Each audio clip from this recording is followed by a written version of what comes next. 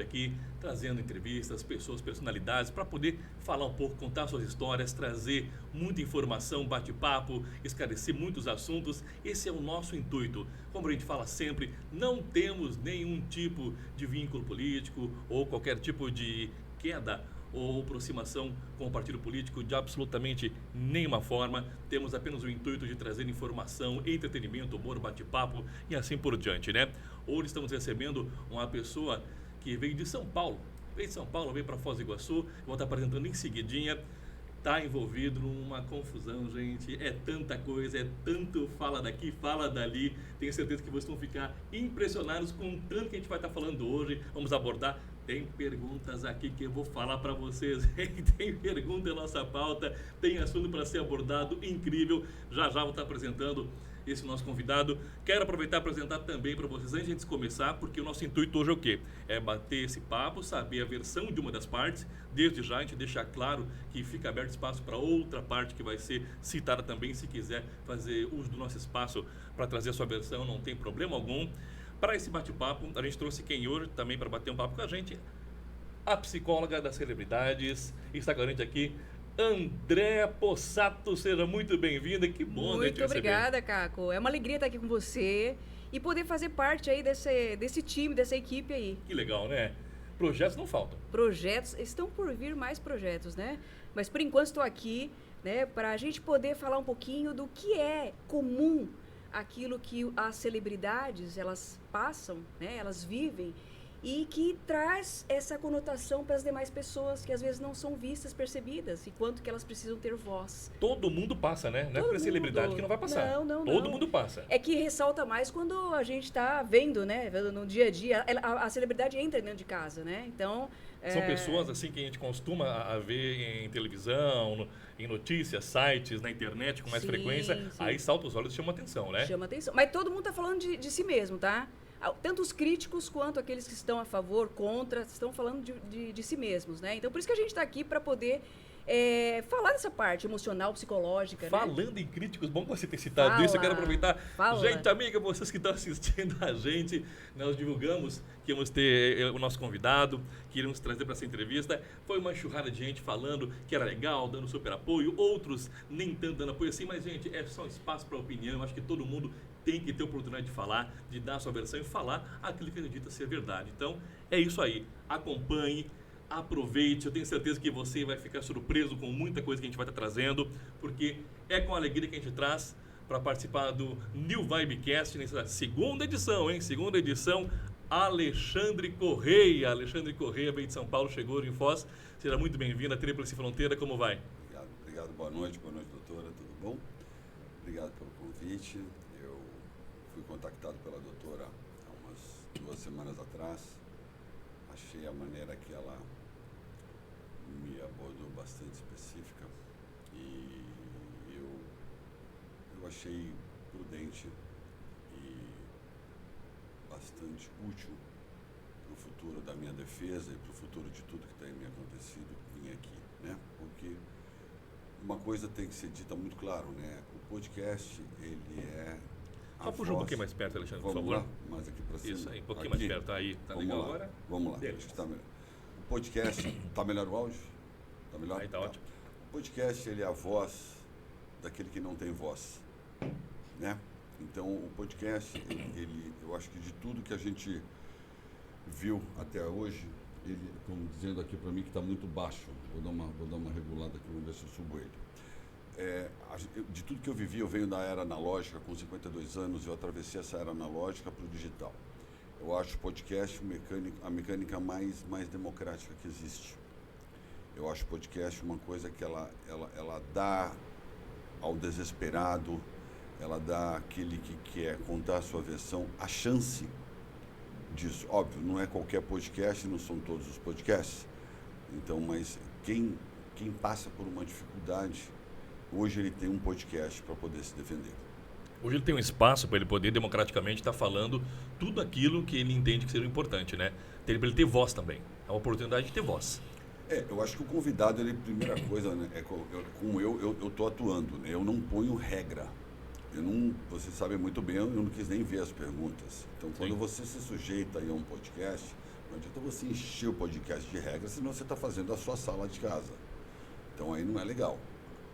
Você tem que ir a um podcast preparado para escutar perguntas desconfortáveis, mas também terão perguntas confortáveis. Sim, sim. E que é no conforto dessa pergunta que você tem que surfar, que você tem que passar a sua dor, a sua defesa, né? Usar os seus escudos, apontar as suas armas. E no desconforto, você trata o desconforto. Se você está devendo, você tem que tratar o desconforto com muita braveza e muita valentia. Doutora, é até uma oportunidade de poder estar desabafando muitas vezes, né? Não, com certeza. Eu acho que é a oportunidade que o Alexandre falou. É de ter a voz que muitas vezes não é possível em meios, né, em mídias, que são... E eu acho que é a pergunta que eu faço para você. Você teve uma repercussão muito grande, né, através de uma mídia muito grande. Como é que você sente que, de repente, esta mídia não te deu voz? E que você está indo agora, de repente, em outras pequenas mídias para poder ter essa voz. Como é que é isso para você? Como é que você se sente em relação a isso? Deixa eu só fazer uma correção, doutora. Não é que eu tive, eu estou tendo. Inclusive, Sim. hoje, o perfil da Contigo contou uma mentira a meu respeito. Então, o que eu estou passando? 162 dias de massacre da imprensa. Por que a imprensa optou por me massacrar? Porque era mais fácil. Por que ela vai massacrar a Ana Hickman? Primeiro, eu não sou ninguém. A Ana Hickman é uma celebridade. Número 1. Número 2. A Ana Hickman, ela criou uma história, ela premeditou uma situação muito bem premeditada. Não foi coisa de amador. Posto isso, ela colocou essa premeditação em prática. Infelizmente, algumas coisas não deram certo, algumas coisas saíram do controle dela, mas mesmo assim ela não perdeu o apoio da mídia. A começar a Rede Record de televisão, que promoveu meu linchamento no dia 26/11, né? Onde a Ana me atribuiu a alcunha de canalha, de bandido e tudo mais. Fez as acusações, nada se provou até agora, mas ficou por isso mesmo. Em nenhum momento essa mídia ela entrou em contato com você? Essa mídia ela não quer saber o que eu acho. Não há. Não. Veja só uma coisa, a mídia soltou hoje que havia sido suspendido uma execução do Banco da Ecoval porque acharam a assinatura falsificada. Mentira. Mentira. Eu tenho inclusive essa pergunta. É uma pergunta quer começar por eu ela? Eu queria começar, na verdade, a fazer uma trajetória na linha do tempo Fique para algumas pessoas que de repente podem não saber. Por exemplo, como é que o Alexandre Corrêa e a Ana Hickman se conheceram?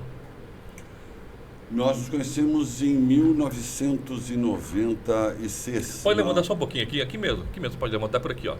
Pelo pedestal mesmo, Alexandre. Aqui? Isso, pode subir aí que fica mais perto da boca e fica ótimo. 1996, na Boate Cabral, em São Paulo. Em São Paulo? Isso. Perfeito, perfeito. E ali começou toda a história.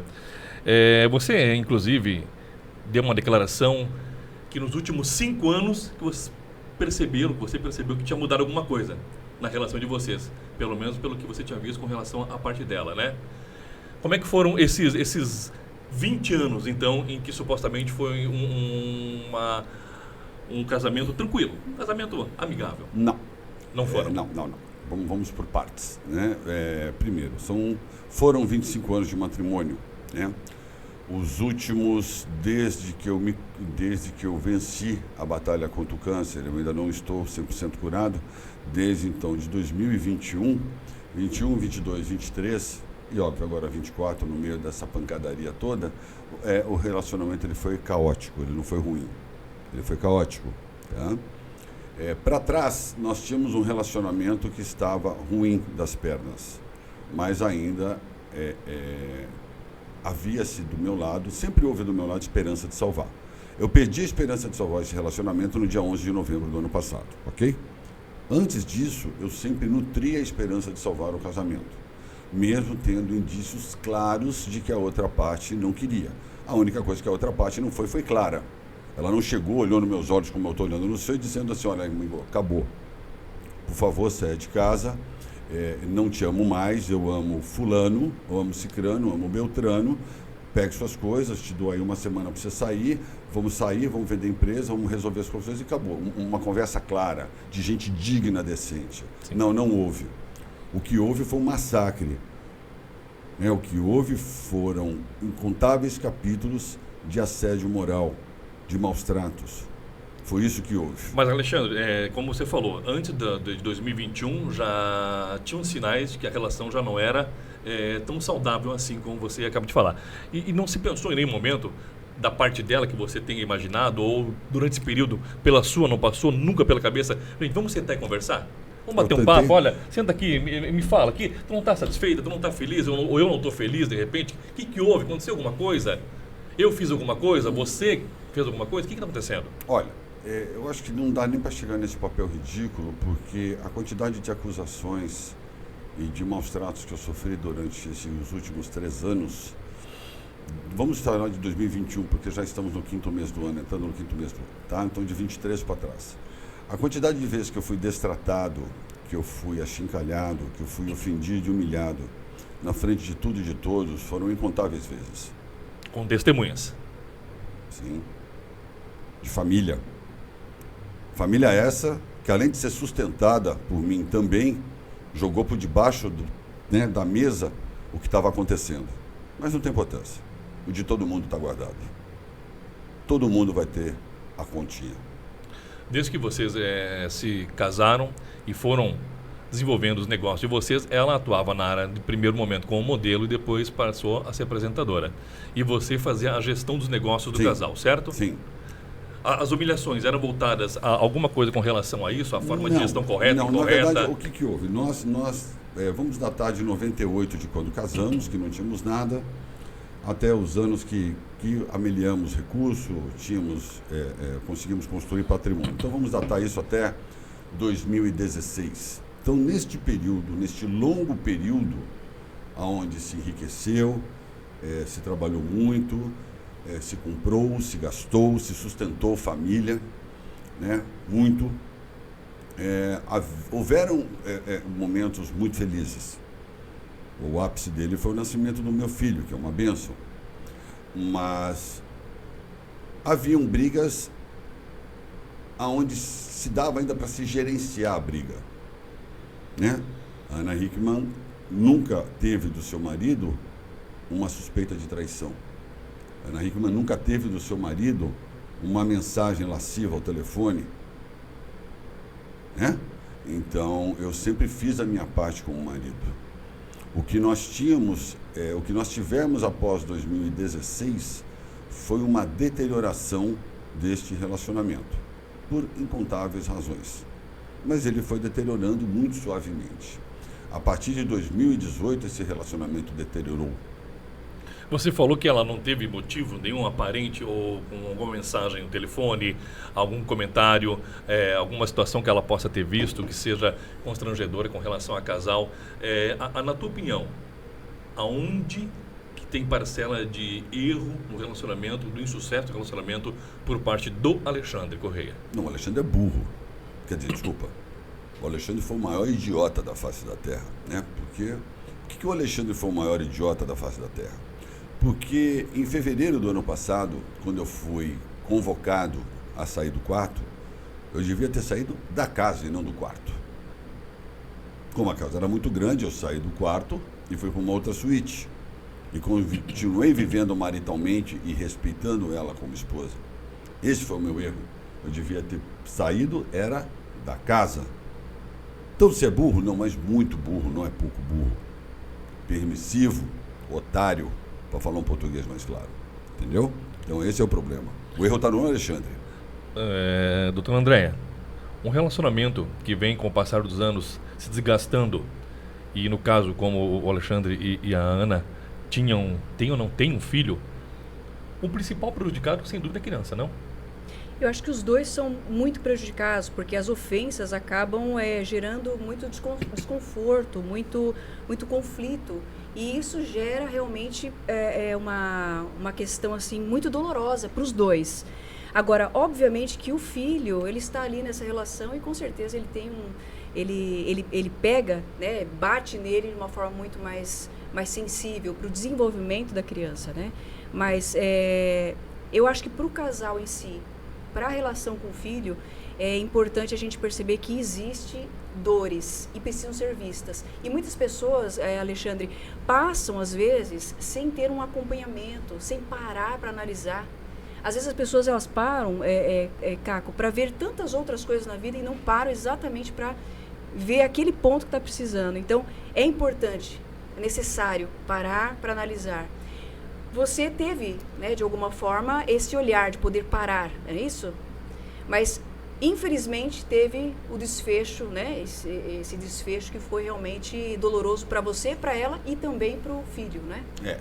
O que chama muito a atenção, e eu isso escutei de alguns profissionais que condenam, que é o seguinte: a partir do momento que eu passei essa falsa denúncia de acusação, no dia 11/11, rapidamente a Ana saiu do posto de traumatizada, de alvitada, de machucada, de sei lá o que mais nada, porque ela foi tudo, ela ficou tudo. E rapidamente ela encontrou um grande amor. Mentira, esse grande amor já existia. Precisa ser muito idiota para achar que o relacionamento dela e do Eduardo é recente. Precisa ser muito inocente. É só ver o grau de intimidade do casal, que coisa mais linda que é. Posto isso, a Ana Hickman, ela colocou o Eduardo dentro de casa, substituindo o pai, e não deu chance dessa criança respirar. Então, o que a Ana Hickman está fazendo, só ela, porque ela não escuta ninguém, então provavelmente ela já escutou, mas está fingindo que não é com ela o problema.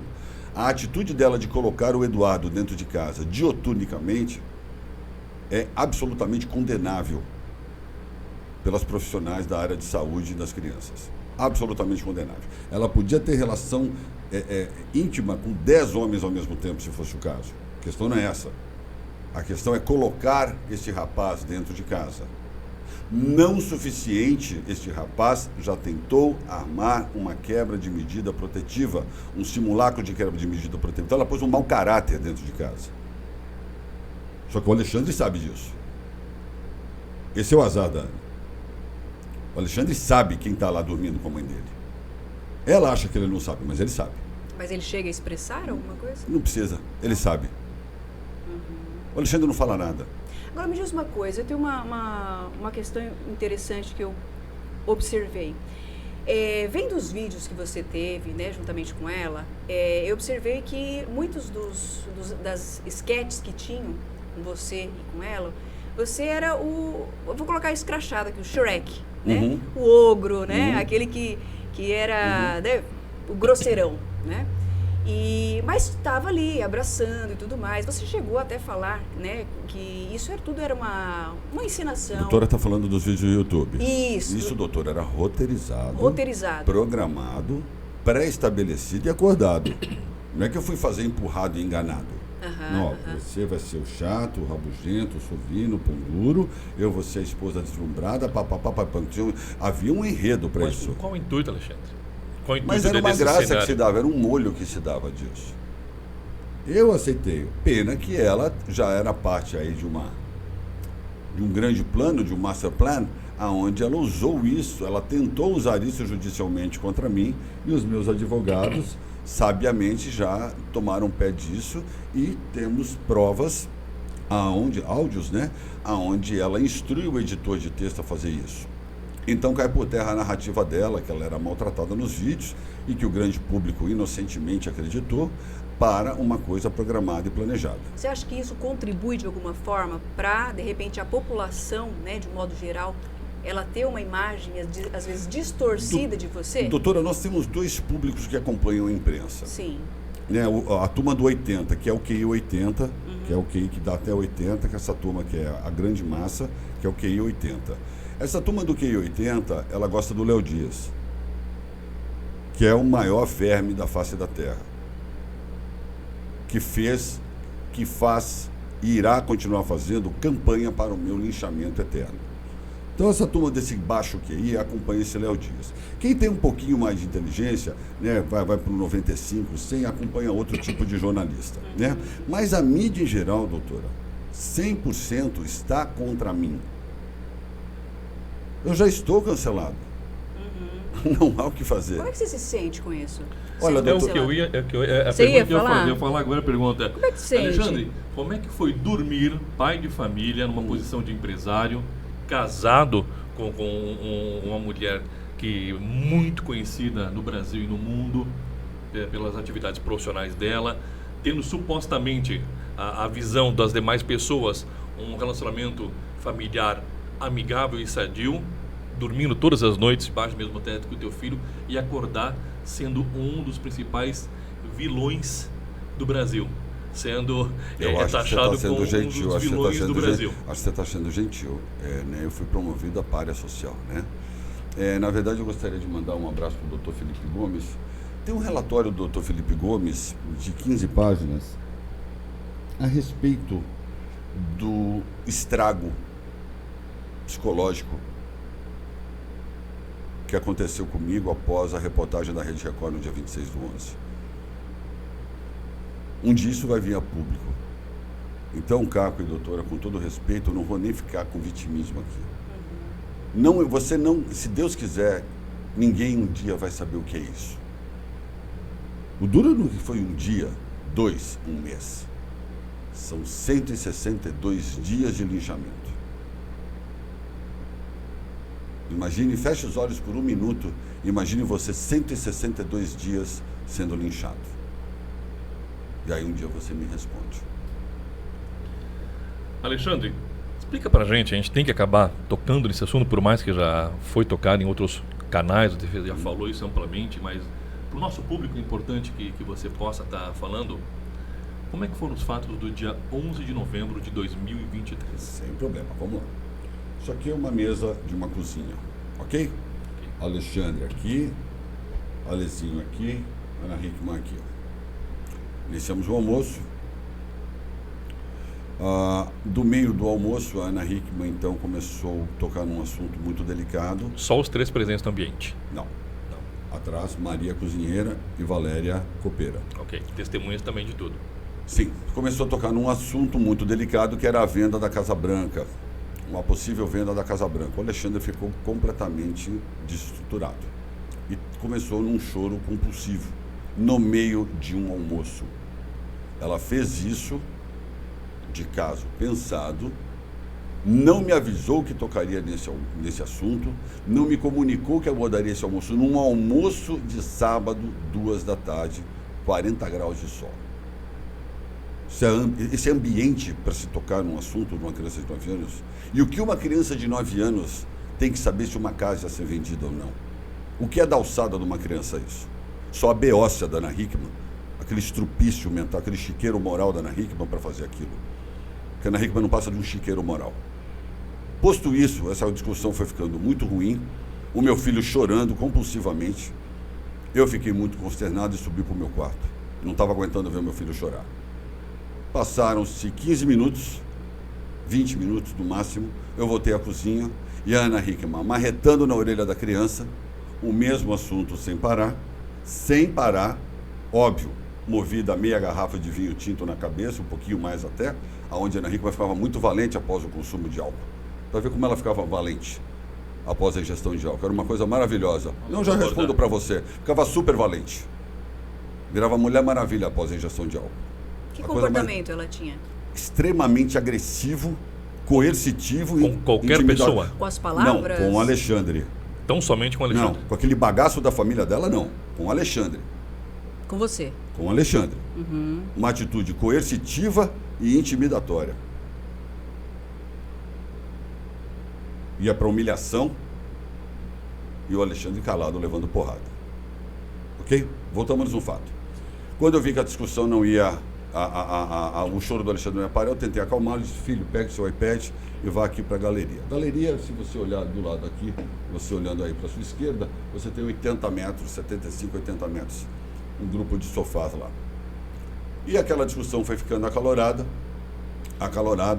e eu dizendo: Ana, você está alcoolizada, vamos parar essa discussão. A discussão foi ficando acalorada, ela começou a ameaçar de chamar a polícia. Então a cozinha era aqui um retângulo, ela saiu da cozinha e foi até a churrasqueira. Só uma observação, ela esboça chamar a polícia porque ela viu que já tinha fugido um pouco do controle, que não era apenas uma discussão e estava ficando mais sério e perigoso de alguma forma? Ou qual o motivo que você acredita que ela se motivou a querer chamar a polícia? Ela quis chamar a polícia porque era parte do plano dela chamar a polícia. Simples assim. Porque discussões como aquela houveram tantas outras. Não era uma Você discussão... você chegou a ter acesso ao relato, ao depoimento da Maria, cozinheira, e da Valéria Copeira? Onde ambas me inocentam e dizem que Sim, nunca houve sim. violência e que as discussões eram frequentes. Vocês tiveram acesso a isso Sim, ou sim. não? Sim, Você sim. teve, Nós Caco? lemos. Então, muito bem. Então, aquilo era uma coisa frequente. Não estava acontecendo nada de novo. Simples assim. Ela saiu, pegou o celular e começou a chamar a polícia. Eu fiquei desesperado. Falei, Ana, não chame a polícia, não tem nada, por favor, vamos parar com isso. O Alexandre chorando, o Alexandre completamente consternado, o Alexandre chorando, aquele grito, ela gritando compulsivamente. Quando ela veio passar pela porta, ela passou pela porta para fechar a porta, eu segurei a porta com o pé e o trinco deu um tranco aqui na interseção do braço dela. Ela pegou, fechou a porta e ligou para a polícia. Ponto. Acabou. Não houve tentativa de cabeçada, não houve agressão, não houve estrangulamento, não houve apertão de braço, não houve empurrão, não houve empurrão na parede, não houve pegar no pescoço, não houve nada. Eu não toquei a mão na Ana Hickman. E você falou que o corpo de delito, na verdade, não foi feito por foto, né? Muito não, bem. E por Ana 10 Hickman, dias, né? Ana 10 Hickman dias fez um depois. processo muito interessante. Ela primeiro foi a uma delegacia, para depois a Santa Casa. Na Santa Casa, houve o diagnóstico de uma lesão por queda, sem interferência da ação humana. E ela não relatou que tinha sido agredida. Ela, até lá, ela usou a verdade. Porque lá ela não falou que tinha sido agredida. Passado 11 dias, o antigo grupo de advogados dela, aqueles canalhas dos ex-advogados dela, montaram uma peça pedindo a medida protetiva, dizendo que eu andava armado, minha casa foi arrombada, e apresentaram um laudo do IML. Laudo do IML Tabajara, feito por telefone, sem registro de imagem. Tabajara, eu quero ver o que a justiça vai falar disso. Graças à investigação profunda do Dr. Enio Murad, meu advogado, muito obrigado, um abraço, doutor Enio, um abraço, doutora Diva, que foi a fundo, né? O doutor Enio saiu do caso agora, outro advogado assumiu o caso. O doutor Enio levantou que esse laudo ele não obedece os rigores da avaliação do IML. Ele está completamente despedaçado, esse laudo. Ele foi feito por telefone e lá nesse laudo ela disse que foi agredida. Não tem uma foto, Caco, não tem um roxo, uma escoriação, um raspão, um nada. Nenhuma dessas informações que foram colocadas na mídia, tanto a Lei Maria da Penha, quanto a questão dos bens e tudo mais, do suposto roubo e tudo mais, não tiveram comprovações, não tiveram até agora nada. Como que você... Doutora, vamos separar os fatos, que são muitas acusações. Então, sim. Da acusação de agressão. Vocês sabiam que até hoje a imprensa não teve a delicadeza de me chamar de suposto agressor? Porque eu sou um suposto agressor. Eu não sou agressor. Não tem agressão comprovada. Mas a imprensa me chamou de agressor.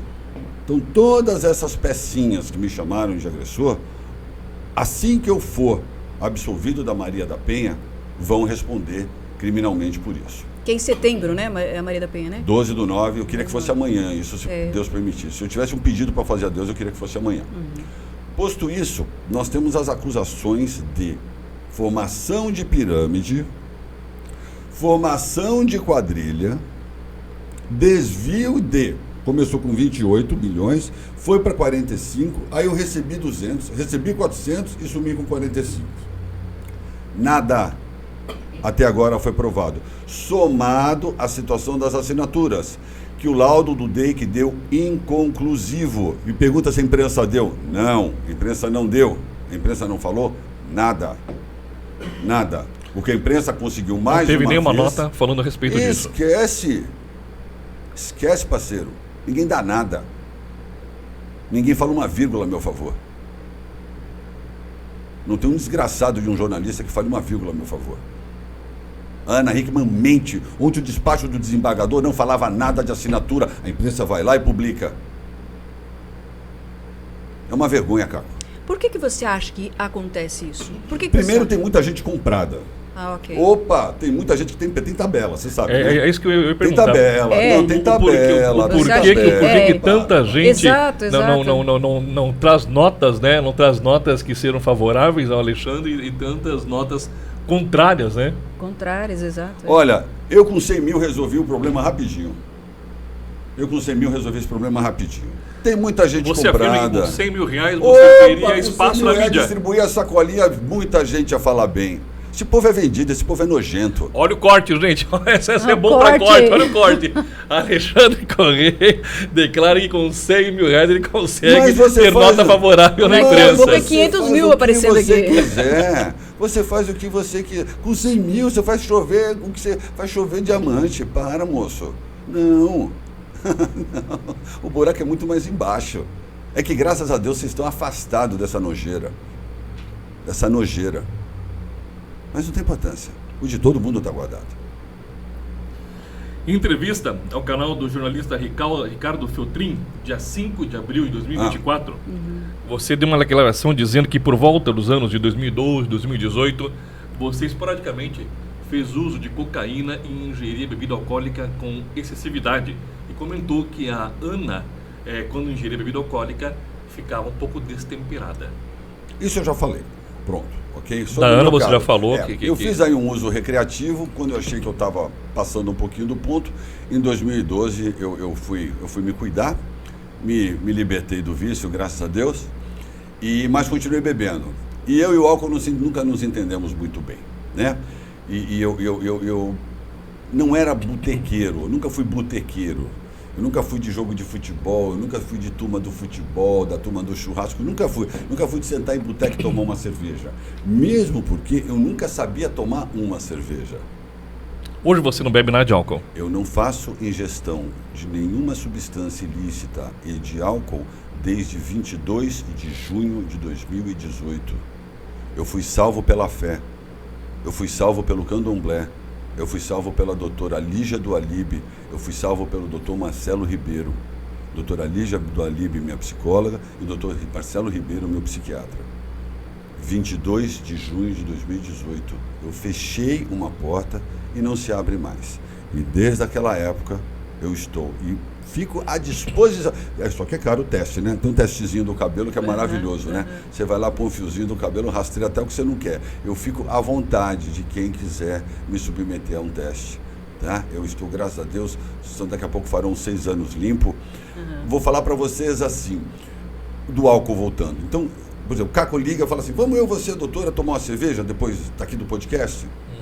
Eu nunca sabia fazer isso. Não tomava uma? Tomava um caminhão? Não, eu tomava uma dúzia. Eu tomava uma dúzia. Né? Então, esse é o meu problema. Meu problema era a dúzia, não era a cerveja. Deixa eu te perguntar uma coisa. A gente fala muito, né, que às vezes as pessoas têm problemas, né, vamos colocar no socioeconômico mais baixo, tem muitos problemas e tudo mais, mas você tinha uma condição financeira muito, né, sim, confortável, né? Confortável, sim, generosa. Sim. Fala para mim, como psicóloga, até para as pessoas poderem entender, né? O que você acha que levou você para, de repente, ter algumas substâncias que não eram, talvez, as melhores? Era alguma fuga? Não, isso é conversa mole, isso é conversa mole. Quem vê que essa que você fuga? É sem vergonha mesmo. Não, sem vergonha. É sem vergonha? Não, gente, não envolve o casamento? Já aproveitando, você... Eu sou mais velho que vocês dois. É isso que eu ia falar. Casamento não tem a ver, nada disso. É isso que eu aproveitando um gancho que você falou agora, André. Conversa agora. Alexandre, você acha que em algum período, em algum momento, algum fato que você se recorda ou que foi citado para você atrapalhou no relacionamento? Pode ter desgastado. A ingestão tanto do álcool em excessividade sua, dela, em alguns momentos, como você já comentou, ou até a cocaína, atrapalhou no relacionamento em algum momento? Esquece disso. Vamos só voltar da causa. Por que se consumia? Porque se tinha festa, se tinha uma vida boa, trabalhava assim, nunca isso afetou o trabalho.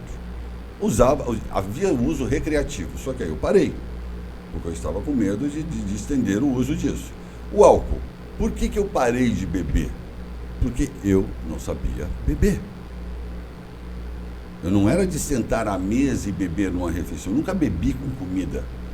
O que eu fazia era derrubar uma garrafa de vodka com 10 latas de Red Bull e um balde de gelo. Simples assim. Simples assim.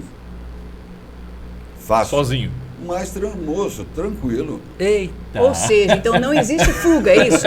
Tá me dizendo? Isso é conversa mole, né, doutor? É conversa mole? É sem vergonha, né? Eu vou dizer uma coisa. Eu tenho uns amigos meus aí que são assim aí, né? O povo que gosta do birico-tico aí, nervoso que eu sei. Ou seja, então é tudo proposital, é Doutora, escolha. eu acho o seguinte, eu acho que o brasileiro, ele não admite uma coisa Isso é que interessante. que assim, eu quando parei de beber, eu virei um chato, porque eu passei a ter, principalmente de algumas colaboradoras, mulheres, incontáveis relatos do que o álcool provocou na casa delas. Sim.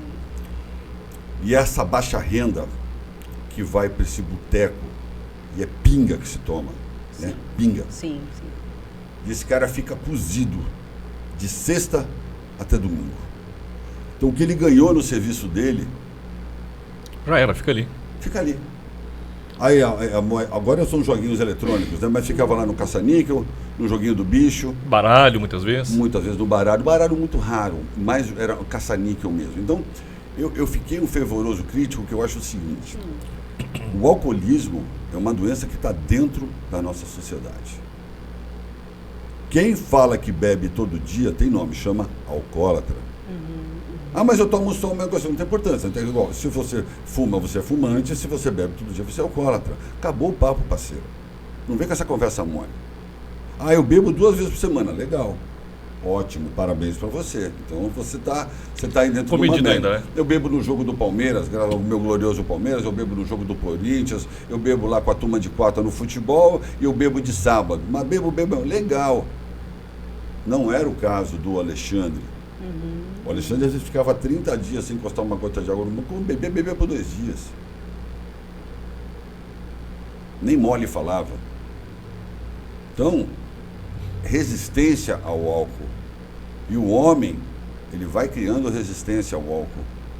E isso Com o passar do tempo vai, né? Isso vai deteriorando esse homem por dentro, vai deteriorando o espírito por dentro.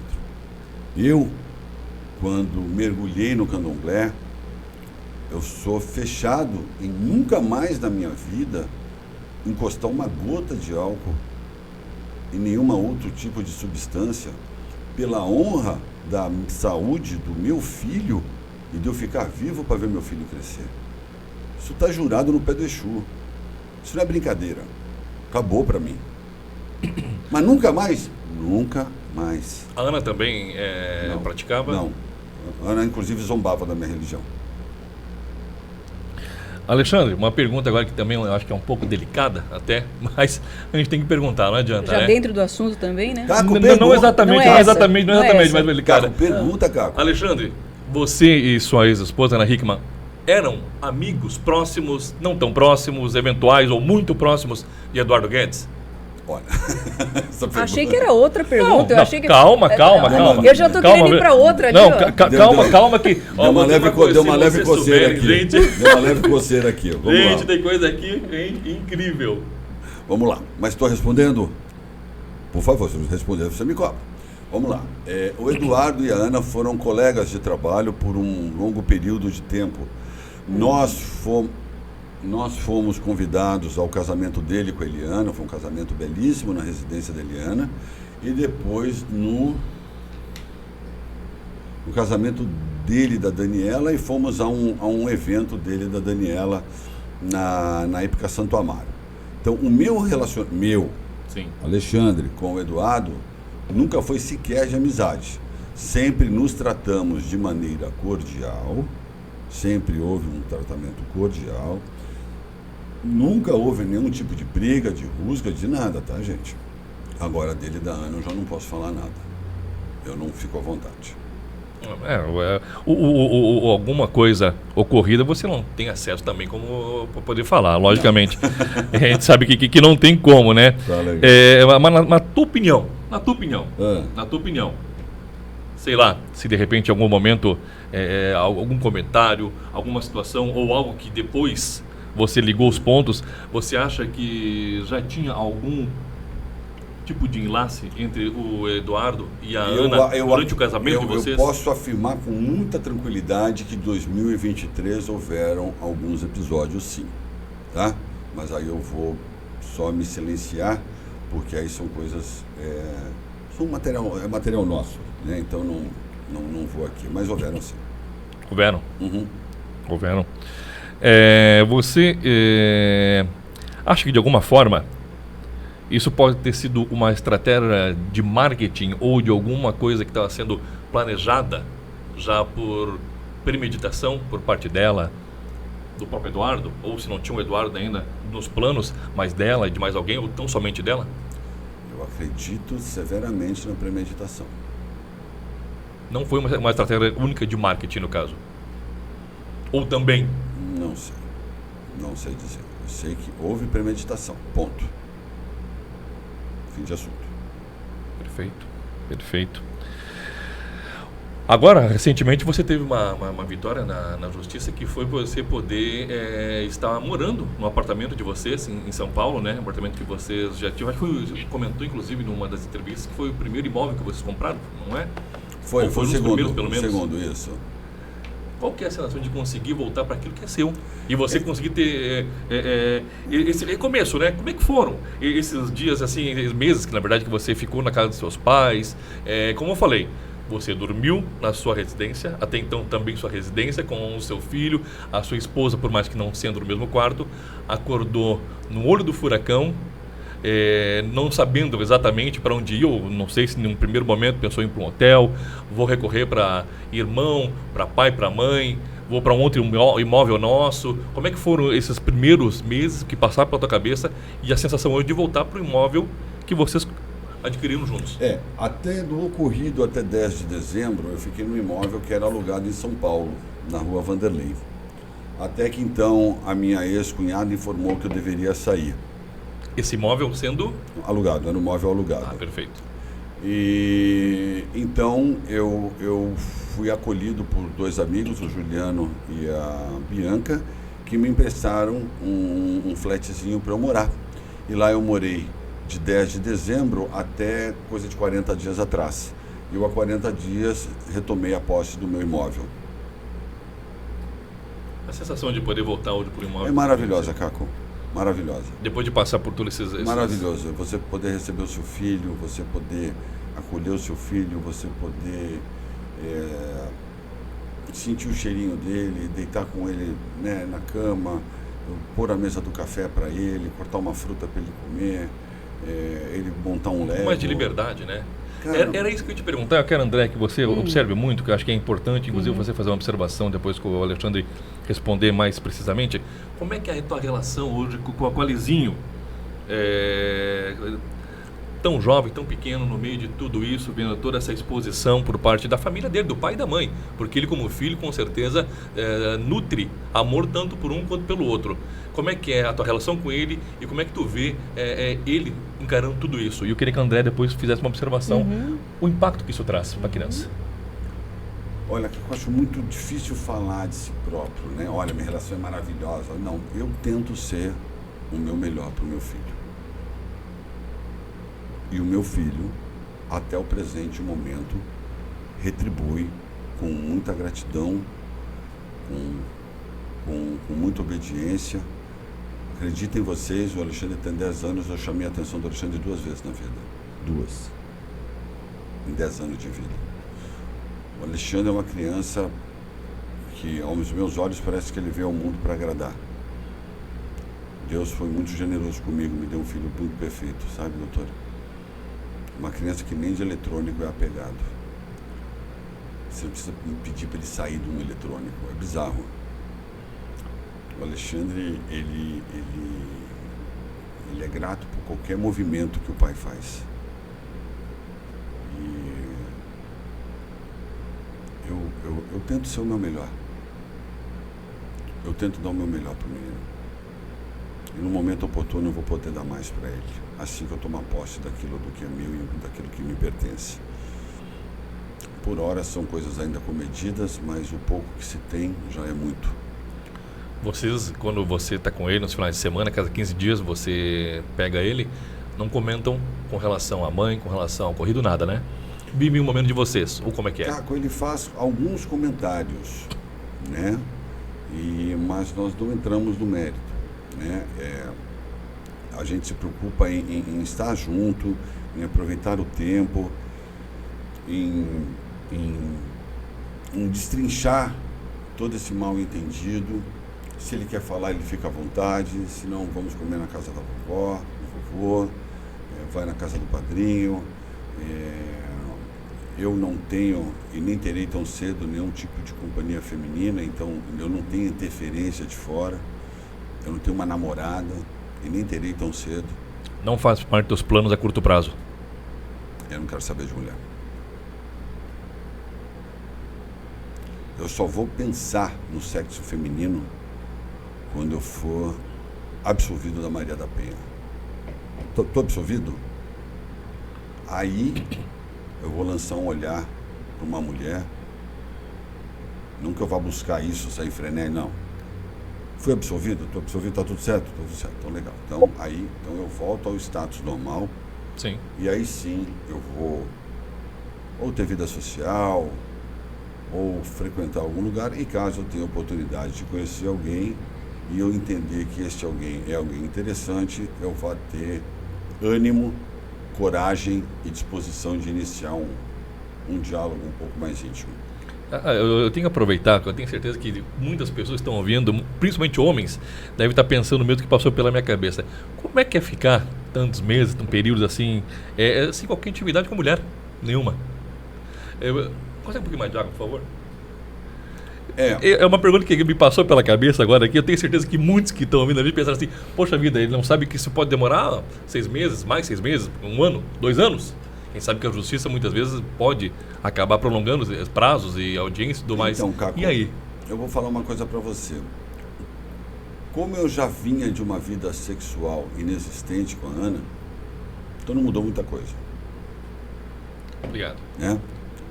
Então não é isso que vai mudar.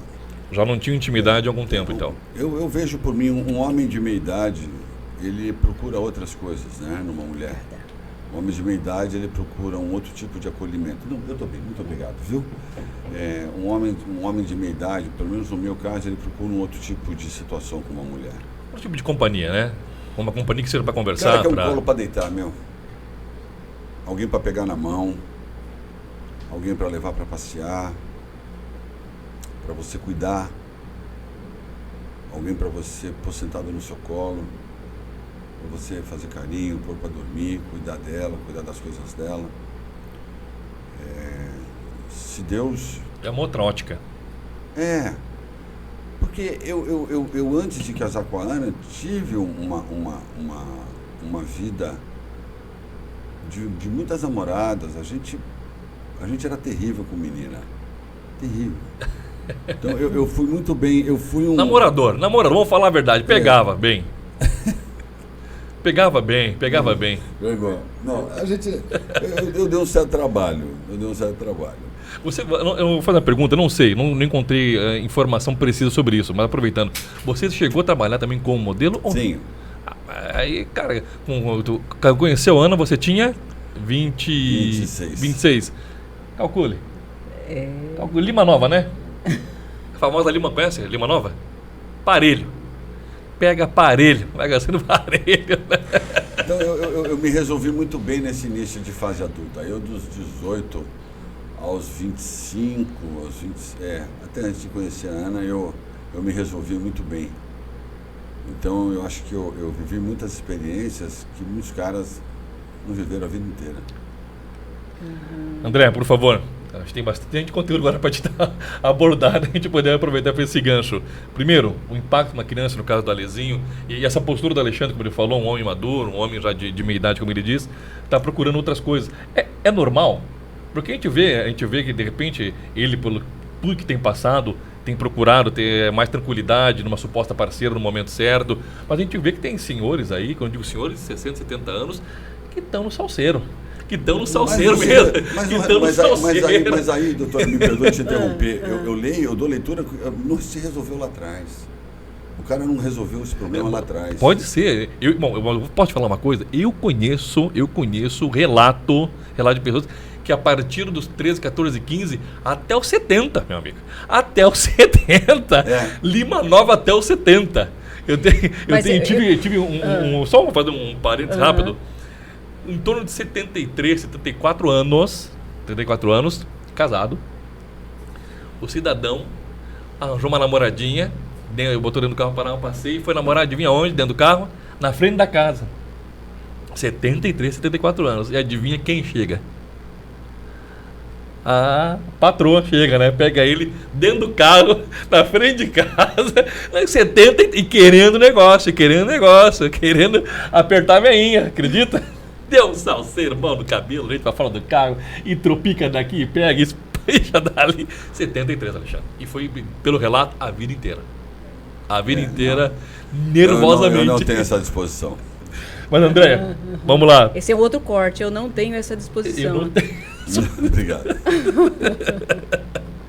Não, mas o que eu vejo é o seguinte, cada um tem o seu ritmo, o seu nível, mas eu vejo que nesse momento agora é super compreensível de a gente poder observar que existe um trauma, existe uma ferida, né? Eu não sei se existiria a possibilidade de ter uma outra pessoa numa relação que talvez esteja tão dolorosa, né? Eu atendendo, eu vejo muitas pessoas que não abrem espaço para outras. Mas, de repente, de pessoa para pessoa, e não estou dizendo que seja o seu caso, mas de repente vai que conhece alguém que surpreenda.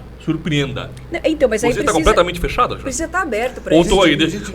Outra, ela deixa a vida me levar e a vida leva eu. Gente, não é fechado. Saiam daí e sentem aqui. Exato, eu tenho uma falsa acusação de agressão, gente. Não, sim. Vamos supor que eu encontrasse a doutora André na rua e me encantasse com a beleza da doutora André. Porque a primeira coisa que encanta é a beleza. Sim, Aí vou, me apresento, ela cordialmente devolve a apresentação, começamos a conversar. E se essa mulher diz que eu assediei ela sexualmente, moralmente? E se ela sai de lá e vai para uma delegacia? Sabe o que acontece comigo, parceiro? Cana. Ah, mas você está falando que... Eu não sei. E não é afiançável, né, doutora? Depende da circunstância, é afiançável. Nós temos essa advogada, a doutora Bruna. Doutora Bruna Pessoa está aqui no nosso bastidor. Depende da situação, é afiançável ainda. Ok. E você está achando que para satisfazer um prazer carnal ou uma companhia... Primeiro, que eu não saio à noite. Segundo, eu estou sem vida social. Número 1. Número 2, eu vou correr esse risco por alguns segundos de prazer, alguns minutos de prazer. E se essa menina me vira e fala que eu assediei, que eu isso, que eu aquilo, eu vou falar o quê? Você já leu ali a Maria da Penha? Já. Você já leu a fundo a Maria da Penha, né? Então você sabe como é que funciona. Então você sabe como é que funciona. Então... Alexandre, mas aí você então tem medo, é isso? Pavor. Ok. Você perdeu muitos amigos? Bastante. Porque você me chamou a atenção agora, mas assim, quando eu chamou a atenção que você falou que não tem vida social. Só para mudar um pouco. Não, sei lá, no final de semana não tem amigo, vamos comer um churrasquinho. Happy hour. Vamos, não digo tomar um chopp, vamos comer um churrasquinho, vamos assistir, não sei se você gosta de futebol, assistir um jogo de ninguém me levou para comer uma pizza, esquece. Mas quem ficou do seu lado, além da sua família, então, assim, Alexandre? Amigo seu, por exemplo, amigo seu de adolescência, ou na vida adulta, amigos que você criou vínculos. Foram 6 pessoas que ficaram do meu lado. Né? Então, a mais antiga é a Fernanda, que é amiga 52, 30, 22, de 36 anos atrás. O segundo, um grande amigo meu do Colégio Objetivo, vou preservar o nome dele, que é amigo desde os meus 17. A Fernanda é minha amiga desde os meus 14, 13, acho.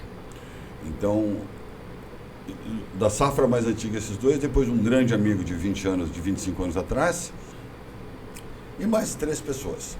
Sem contar pai, mãe e irmão, certo? Sim, família de primeiro grau, né? Sim, claro. Doutora, e com relação, a gente estava conversando, com relação ao Alezinho, o impacto de tudo isso. Amo meu pai, amo minha mãe, na verdade não é só um litígio, mas também é uma exposição da minha família, onde do colégio pode estar comentando, pode ter uma professora, não digo, mas um pai de um coleguinha que comentou com o meu coleguinha ouviu, falou alguma coisa para mim na escola. Como é que é tudo isso? Como é que a cabeça da criança, como é que ela entende? Ela se sente dividida, eu tenho que agradar meu pai, minha mãe, eu tenho que tomar partido, será que meu pai está certo? Será que minha mãe está certa? Como é que funciona mais ou menos isso? Tem um autor que ele fala que a criança, quando tem a questão do divórcio, ela tem muito essa característica de se sentir culpada. É como se ela tivesse se sente culpada, como se ela tivesse de alguma forma contribuído para o afastamento do pai e da mãe. O Alezinho nunca expressou nada disso. Não, o Alezinho está imune. Está forte. Então, assim, por isso que é importante, quando tem esses casos, principalmente de alienação parental, de buscar ajuda para que o filho seja preservado. Porque, gente, vou falar para vocês, eu tenho casos de crianças, assim, graves, de crianças que têm sofrido alienação parental. E têm sofrido por quê? Porque muitas vezes a birra do pai ou a birra da mãe, esse joguinho que se tem, eu vou me vingar dele, coloca o filho no meio de uma relação, Alexandre. Isso não pode de forma nenhuma. Então, assim, a criança ela tem que estar isenta. Uma sociedade nunca vai estar dissolúvel, né? Dissolúvel, né? Entre o homem e a mulher que teve um filho. Essa única sociedade vai ser para sempre. Então, preservar. E aí eu falo uma coisa, Alexandre, para você. Às vezes, um dos cônjuges, e aí eu não vou me posicionar, mas está fazendo mal em deixar com que aquele homem sinta-se fragilizado, sinta-se vulnerável. Por quê? Aquele filho, se a pessoa observasse, se você tem culpa, eu vou falar para você, você tem que pagar. Agora, se você não tem culpa, aquela criança ali, ela precisa observar que a mãe está dando o apoio e suporte para aquele filho, gente. Porque senão, sabe o que vai acontecer? Esse filho, ele vai crescer se sentindo mal dentro dessa relação, não tendo o acolhimento, se sentindo culpado muitas vezes. Então, como é necessário a gente poder entender que vocês têm rusgas entre os dois, faz terapia, gente, vai cuidar, vai buscar ajuda, né? Para que... Mas alguém precisa levantar a mão e admitir que está com um problema. Precisa haver diálogo, doutora. Então, exato. Se o casal não dialoga, não há entendimento. Mas a minha dor é que não havia diálogo. Não, mas não é só essa questão, Alexandre. Eu acho que é importante a gente ressaltar que não usar o filho como uma ferramenta de vingança. Muitos estão usando filhos como ferramenta de vingança. E não se deve fazer isso, gente. Pelo amor de Deus. Né? Eu acho que cada um tem as suas questões para tratar dentro do ambiente correto, com um psicólogo, com um psiquiatra, um dentista, com um médico. Mas o filho ali, ele tem que estar isento de algumas coisas. Eu escolhi o pai, esse é o pai que eu tive e vai ser para sempre. Então, deixa essa criança ter a ideia deste pai. Então, estão afastando pais, mães. Sabe um erro que eu vejo, doutora? Eu vejo, por exemplo, na medida protetiva, não pode haver comunicabilidade entre as partes. Como é que as partes vão decidir sobre a vida do filho? Porque eu, há meses, não me comunico com a Ana Hickman. Você acha justo isso? Não, eu acho uma loucura isso. É uma loucura mesmo. A medida protetiva não querer que o homem se aproxime da mulher é uma coisa. Agora, que as partes não se comuniquem com um filho na mesa, isso beira loucura. Exato. Precisa saber o Beócio que escreveu isso. Óbvio, as partes começaram a se comunicar. O que faltou respeito, para. Aí então vai na justiça e fala, olha, diz Maria, João me achincalhou, João me ofendeu, João mandou um áudio deselegante, João foi coercitivo, foi intimidatório, então ponto. Então vamos para João, acabou a balada e punição em cima do João. Ponto. Agora, se as partes mantêm o respeito, pergunta, responde, pergunta, uma medida protetiva isola os genitores e cada um faz o que quer, vai num voo cego, ou tem que descobrir o que está acontecendo. De novo, eu volto a dizer, sem nenhuma ordem de... Não estou me gabando disso, mas é que Deus foi muito perfeito comigo. Me deu um Alexandre. E se a criança é problemática? Faz o quê? Reza. Não tem saída, Caco. Isso é muito grave. A medida protetiva proibindo a comunicabilidade entre as partes é uma loucura isso. As partes têm que se comunicar. E se a criança tem um problema de saúde? Exato. Quem vai se comunicar? Vai mandar o quê? Um fax? Telex? Isso não é da época de vocês? Pelo amor de Deus. É da época. Infelizmente, né? Alexandre, em tua Casa Branca, ela tem uma boate no subsolo, né? Sim. Muito bem. O jornalista Ricardo Feltrin, há cerca de 2 semanas, no próprio canal dele, falou que teve informações que do suposto vizinho da Casa Branca, que Alexandre Correia e Ana Hickman faziam muitas festas, muitos convidados, inclusive nessa boate, e que lá rolava de tudo. Quando dizem de tudo, com as palavras dele, de tudo mesmo. Ah, é? Poxa vida. Que sábio ele, né? Que bacana, né? Chamar minha casa de puteiro. Muito nobre da parte dele. Muito bacana. Fiquei muito feliz. Vai ter que se explicar, né? Ou você está achando que eu vou deixar isso assim mesmo? Não. Ou você está achando que eu vou escutar uma barbaridade dessa e vou deixar isso por isso mesmo? Você já tinha visto alguma nota com relação a isso, Não, já? eu vi algumas coisas em relação a isso. E acho isso uma coisa seguinte, olha, isso aqui é uma foto. Sim. Tem uma foto das pessoas consumindo isso, pelado, de ponta cabeça, papapá. Tá aqui, fato comprobatório. Segundo o que relata, tinham que deixar os telefones num lugar separado para não poder tirar foto, a não ser fotos que eram supostamente encenadas, alguma coisa assim, entendeu? E que eram entra e sai, esse tipo de coisa. Né? É evidente no jornalista, né? É evidente, né? Não, é evidente. O relato dele... Não, você está me contando o relato de Você está me contando o relato de um vidente, não de um jornalista. Eu estou tão de saco cheio, parceiro. Tem uma expressão em inglês que chama fed up. Eu estou tão podre dessa situação.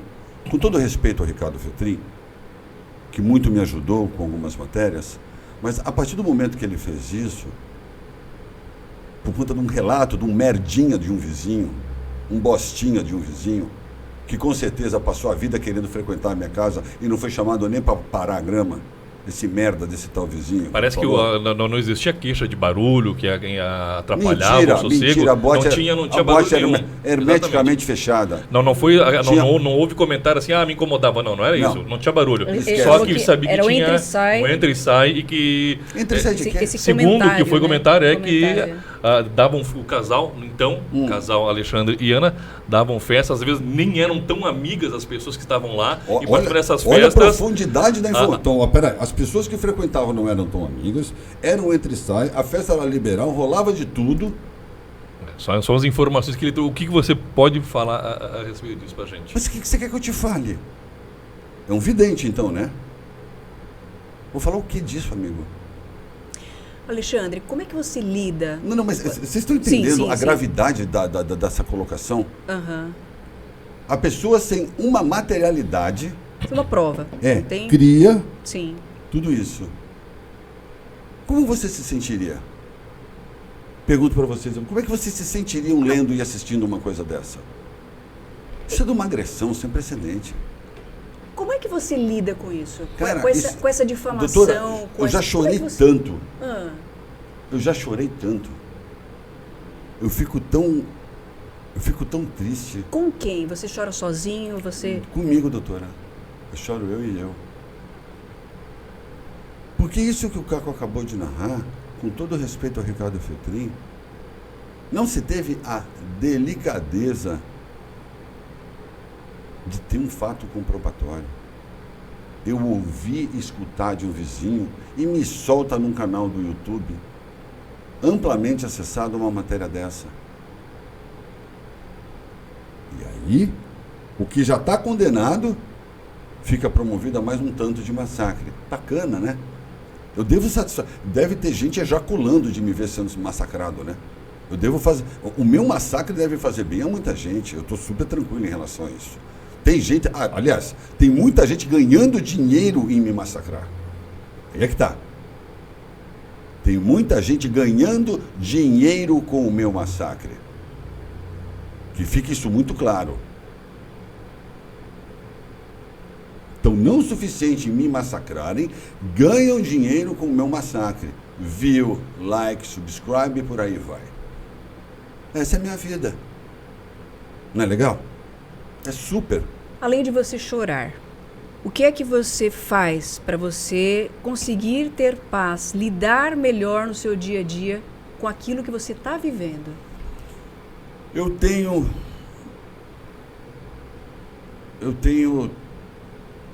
3 pessoas a qual eu falo, que eu desabafo muito. Eu tenho, acima de tudo, minha fé. O candomblé, a quimioterapia da alma. Eu sou um temente a Deus. E eu tenho um filho para criar. Então, eu me pego nisso. Desculpa. Eu realmente, muitas vezes, pensei em desistir. De que forma? Eu, depois da matéria da Record, tentei tirar minha vida e fui impedido. E outras vezes chorei muito. Chorei demais. Você se sente confortável em falar do episódio? Do dia 26? Do que você relatou agora, depois da matéria, Claro, tentar dia tirar. 26 do 11. Você se sente confortável em falar? Lógico, como não? Aqui não tem desconforto, amigo. Eu estou dormindo no desconforto. Não há o que me deixe desconfortável.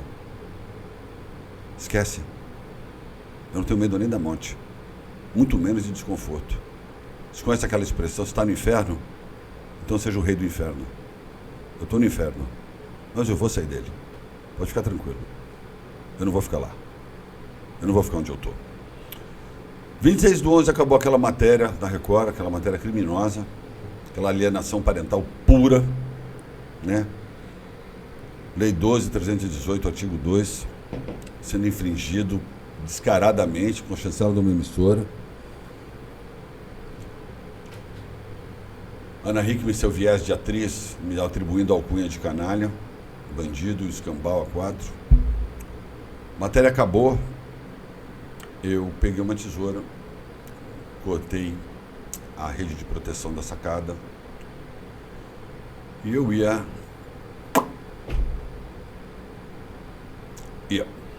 tirar minha vida.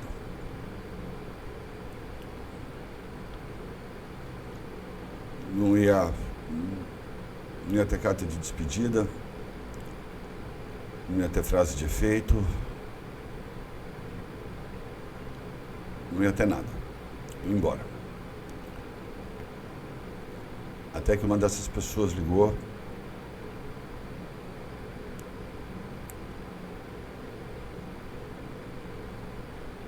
E eu fui por telefone socorrido pelo Dr. Marcelo e pela doutora Lígia.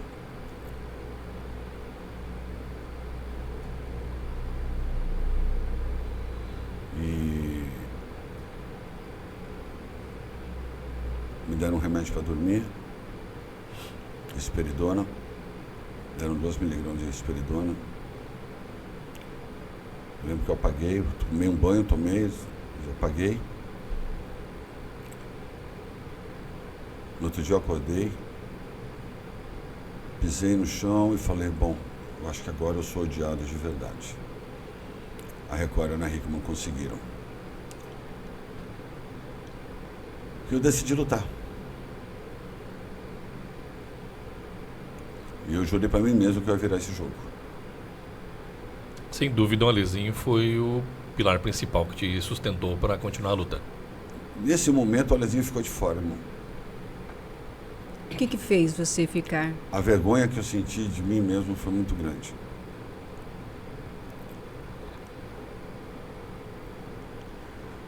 Você ter vergonha de se olhar no espelho é uma coisa muito desconfortável, sabe, doutora? Uhum. E aquela matéria repisava em cortes para tudo quanto é lugar. Tudo quanto é lugar. Era a Fábia de Oliveira, notícias. Cláudio, por favor, papel. E eu rolava a barra assim do telefone, era chuva. Era chuva de corte. Ah, muito obrigado. Muito obrigado. Mais água, por favor, também. Era chuva de corte. Muito obrigado. E...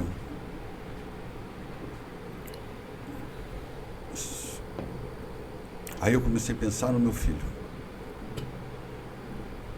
Porque o que eu fiz? Eu cotei, eu ia para não ficar pensando. Que andar era? 11º.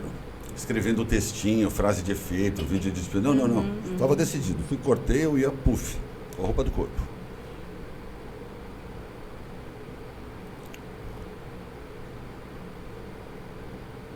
Mas não foi, gente. E eu decidi lutar.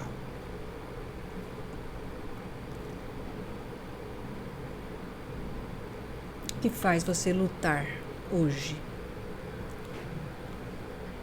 Você sabe que Oxóssi não deixa ninguém sozinho na mata, né?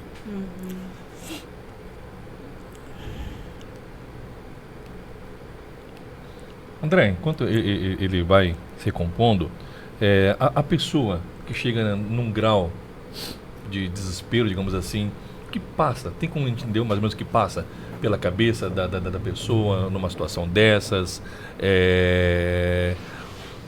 a coragem de vir cometer algo assim contra a própria vida. Como é que a gente pode abordar isso agora? Veja só, Caco, eu vejo que assim, existia um momento em que era um momento de pertencimento. Então assim, tinha o pertencimento do mundo, né, artístico, do mundo onde estava casado, estava com um filho próximo. Então, a partir do momento que se tem essa perda desse pertencimento, né, e a difamação, né, então a não comprovação, ela é uma difamação. Se ele está aqui agora, né, então vamos falar a verdade. Se ele está aqui agora é porque ele não foi preso, né? A gente não está entrevistando ele lá, né, o Fernandinho Beiramar. Remota, né? A gente está entrevistando aqui ao vivo. Então, assim, se não existe algo difamatório, né? E as pessoas, elas começam a ter essa enxurrada de informações. Uma pessoa que não tem um mínimo de estrutura, né? E apoio familiar, e apoio dos amigos e tudo mais, ela não vai pensar duas vezes. Você percebe que até ele comentando, não foi nem o filho, foi a própria vergonha em si. Né? Ele ainda colocou ainda a vergonha como eu quero, como se fosse assim, eu quero desmascarar isso tudo. Encerrar, né, doutora? Hã? Encerrar a dor, né? Eu quero encerrar essa dor. Chega a dor. Chega. Eu falei, não, chega. Na verdade, muitas pessoas que querem cometer ou que cometem suicídio, elas não querem, na verdade, tirar a vida. Elas querem interromper a dor que elas estão sentindo. Sim, Caco, você que não quer. A dor, Caco, dói demais, Caco. Rapaz, eu não tenho noção do que é dor. Eu nunca agredi essa menina. Eu não roubei essa menina. É disso que eu estou tratando aqui. Não é de dizer que eu sou bonzinho, que eu fui o melhor marido do mundo. Nem de perto devo ter sido, pelo jeito. O que eu estou tratando aqui é que eu não roubei e não agredi. Ponto. Acabou. E se alguma coisa me proibiu de eu fazer o que eu tinha para fazer, para encerrar a dor da injustiça, a dor é da injustiça, doutor André e Caco, entendam isso. Não é a dor da direita, da esquerda, do câncer, não, esquece disso, sai dessa sintonia. A dor é da injustiça, da vergonha, de você não ter capacidade de reverter algo. Eu fui socorrido, eu sempre dei muito valor a um médico, muito a um psicólogo, um psiquiatra. Eu acho que um psicólogo e um psiquiatra, eles são um pedaço do céu aqui na Terra, porque eu fui salvo. Foi uma ligação a 3. Quando eu vi, já estavam aqui dentro. Volta, senta, calma, água, calma. Minha amiga me dando suporte. Vai, faz assim, papapá. Medica, fica sentado, vem o soro, tem todo o meu. Acordei no outro dia, eu falei, acabou, eu não vou perder esse jogo. Eu pisei no chão e falei, eu não vou perder o jogo. Eu vou provar minha inocência. Sem dinheiro, desculpa o vocabulário, fudido, esquecido, eu vou vencer esse jogo. Aí eu comecei a pensar no meu filho. Aquele minuto que acabou aquela matéria horrorosa da Record, Até eu lembrando a cena de eu indo na cozinha, abrindo a gaveta, pegando uma tesoura de cabo preto de plástico, uma tesoura enorme, cortando a rede, cortei aqui, cortei ela, puxei ela, eu ia, acabou. Acabou o papo. Eu ia encerrar o assunto. Não é que eu escrevi uma carta, eu fiz um vídeo, atribuí a culpa à Ana, ao Zé, não. Sem despedida, tchau. Já era. Só que... O que você quer hoje para a sua vida? Doutor, são algumas coisas que elas têm que acontecer. Sim. Eu preciso me divorciar. Concomitantemente a isso, os pleitos da Ana de guarda unilateral e visita assistida, que já foram negados 3 vezes, serem encerrados essa tentativa louca de guarda unilateral e visita assistida. Eu não sou louco e nem psicopata para ter visita assistida. Então, divórcio, essa parte do Alexandre acertada, tomar posse daquilo do que é meu, dissolução da empresa e ser absolvido da Maria da Penha. Eu não faço nenhum plano futuro sem essas coisas acontecerem. Por quê? Porque primeiro eu preciso saber se eu vou continuar sem antecedentes criminais. Número 1. Número 2, na verdade, o 0. Eu preciso me divorciar. Ana Hickman já tem uma vida marital com outro homem. Já tem há algum tempo. Ela lá, eu cá. 3. Eu preciso sentar à mesa e dissolver essa sociedade. Pagar os meus credores. Pagar os meus credores. Pagar a quem eu devo. Ponto. Quem deve, paga. É mais ou menos por aí que a gente vai agora migrar. Você está entendendo? É simples assim. Nossa conversa, Alexandre. E vamos entrar dentro dessa página, digamos assim, com a seguinte questão. O jornalista Léo Dias publicou recentemente que a Ana Hickman teria tido um ganho na justiça de uma suspensão, que você comentou inclusive rapidamente no início da entrevista, de uma cobrança no nome da apresentadora com relação ao banco Daicoval, no valor em torno de R$735 mil. Certo. Por segundo ela, a assinatura do documento teria sido falsificada por você, além de mais de 1.000 documentos também com assinaturas falsificadas, totalizando um valor em torno de R$40 milhões. Certo. Então vamos por partes. Número 1, deixa eu só achar aqui para a gente ficar aqui. Esse foi um das publicações que eu vi do Léo Dias com relação ao fato. Só um minuto, por favor. Vamos começar a dar nome aos bois aqui. Vamos só um minuto, por favor, para a gente começar a dar fato a fato aqui, né? Por gentileza. Esse é o despacho do juiz, do desembargador. Vê se você consegue ler falsificação de assinatura nesse despacho. Se você puder ler o despacho, o que diz o despacho do desembargador? Ante análise dos elementos de fato e de direito trazidos aos autos, em princípio vislumbram-se presentes os pressupostos autorizadores da medida, deferindo-se o efeito suspensivo ou recurso, comunicando-se o juízo aco da decisão ao agravado para apresentação da resposta no prazo legal, faculta-lhe juntar peças. Você leu a assinatura? Não. Você leu a assinatura falsa? Esse despacho, então, não. Isso é o doente mental do Léo Dias. Isso é o doente mental do Léo Dias, aquele lixo, aquele chiqueiro moral do Léo Dias, mais uma vez, deteriorando a minha existência. O porquê que você acha aproveitando o gancho que você falou, por que você acha que o Léo Dias tem trazido tantas informações? Porque ele é movido a uma coisa chamada dinheiro.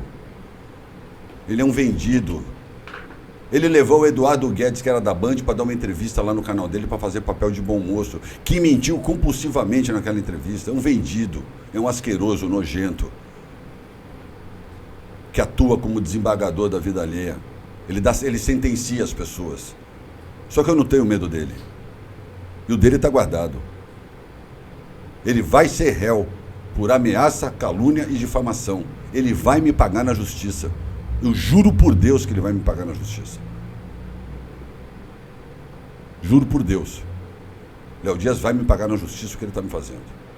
Então está aqui. Então vamos respondendo por partes. Então, sobre o que ele publicou. Está aqui o despacho do desembargador. Não é do delegado, do desembargador. Então, você viu que não fala de assinatura. Então, eu não vou comentar uma coisa. Eu estou te mostrando um despacho do desembargador. Qual é a outra pergunta? Que teriam mais de 1.000 assinaturas que supostamente seriam falsificadas, podendo totalizar em torno de um rombo em torno de 40 milhões de reais. Tá. No nome, no caso, da Ana sobre as ou das empresas que vocês tinham. Sobre as assinaturas, imprensa nenhuma deu isso. O laudo do DEIC foi inconclusivo. Foi solicitado que a Ana Hickman junte provas, colete assinatura e documentos. O laudo do DEIC foi inconclusivo sobre isso. É só dar no Google e procurar a sentença, o parecer do DEIC. Então, estou te respondendo de maneira técnica. Terceiro, sobre sumiu 45 milhões. É a mesma história do que começou em 28, foi para 35, foi para 48, recebi 200, recebi 400, sumiu 40. Aonde está esse dinheiro que ninguém encontrou até agora? Você sabe o que eu fiz em dezembro? Eu fui de livre e espontânea vontade ao DEIC, com meu antigo advogado, Dr. Enio Murad, e ofereci a abertura do meu sigilo bancário e fiscal. Não é que o DEIC me procurou.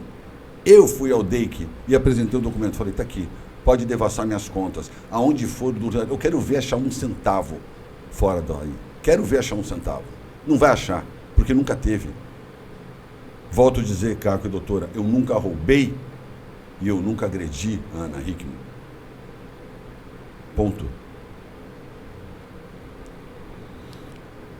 São situações, né, doutor André, que a gente vê quando se trata de algo próximo da gente, ou até mesmo alguma situação na nossa vida pessoal, a gente encara de uma forma. Agora, quando o Brasil todo acompanha, Sim, é um outro sim. aspecto, né? Sim. Se torna nosso, né? Parece, não é?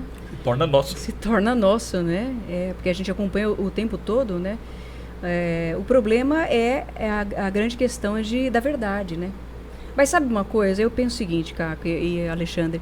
A verdade aparece. Mas ela já apareceu, a imprensa que não quer noticiar. A verdade... Mas... Gente, vamos lá. No dia 26/11, é só assistir a matéria da Record. Vejam as acusações que a Ana Hickman imputou a mim. Os crimes. Passaram-se meses. Gente, uma coisa simples. Achou R$1 milhão numa conta nas Bahamas. Achou $200 mil em Montevidéu, no Uruguai. Achou nas Ilhas Caimã, Ilha de Malta. Não estamos nem falando de Suíça, estou falando de alguns. Cadê o dinheiro? Aonde está o desvio? Aonde está o desvio? Cadê esse dinheiro desviado que a Ana Hickman tanto fala?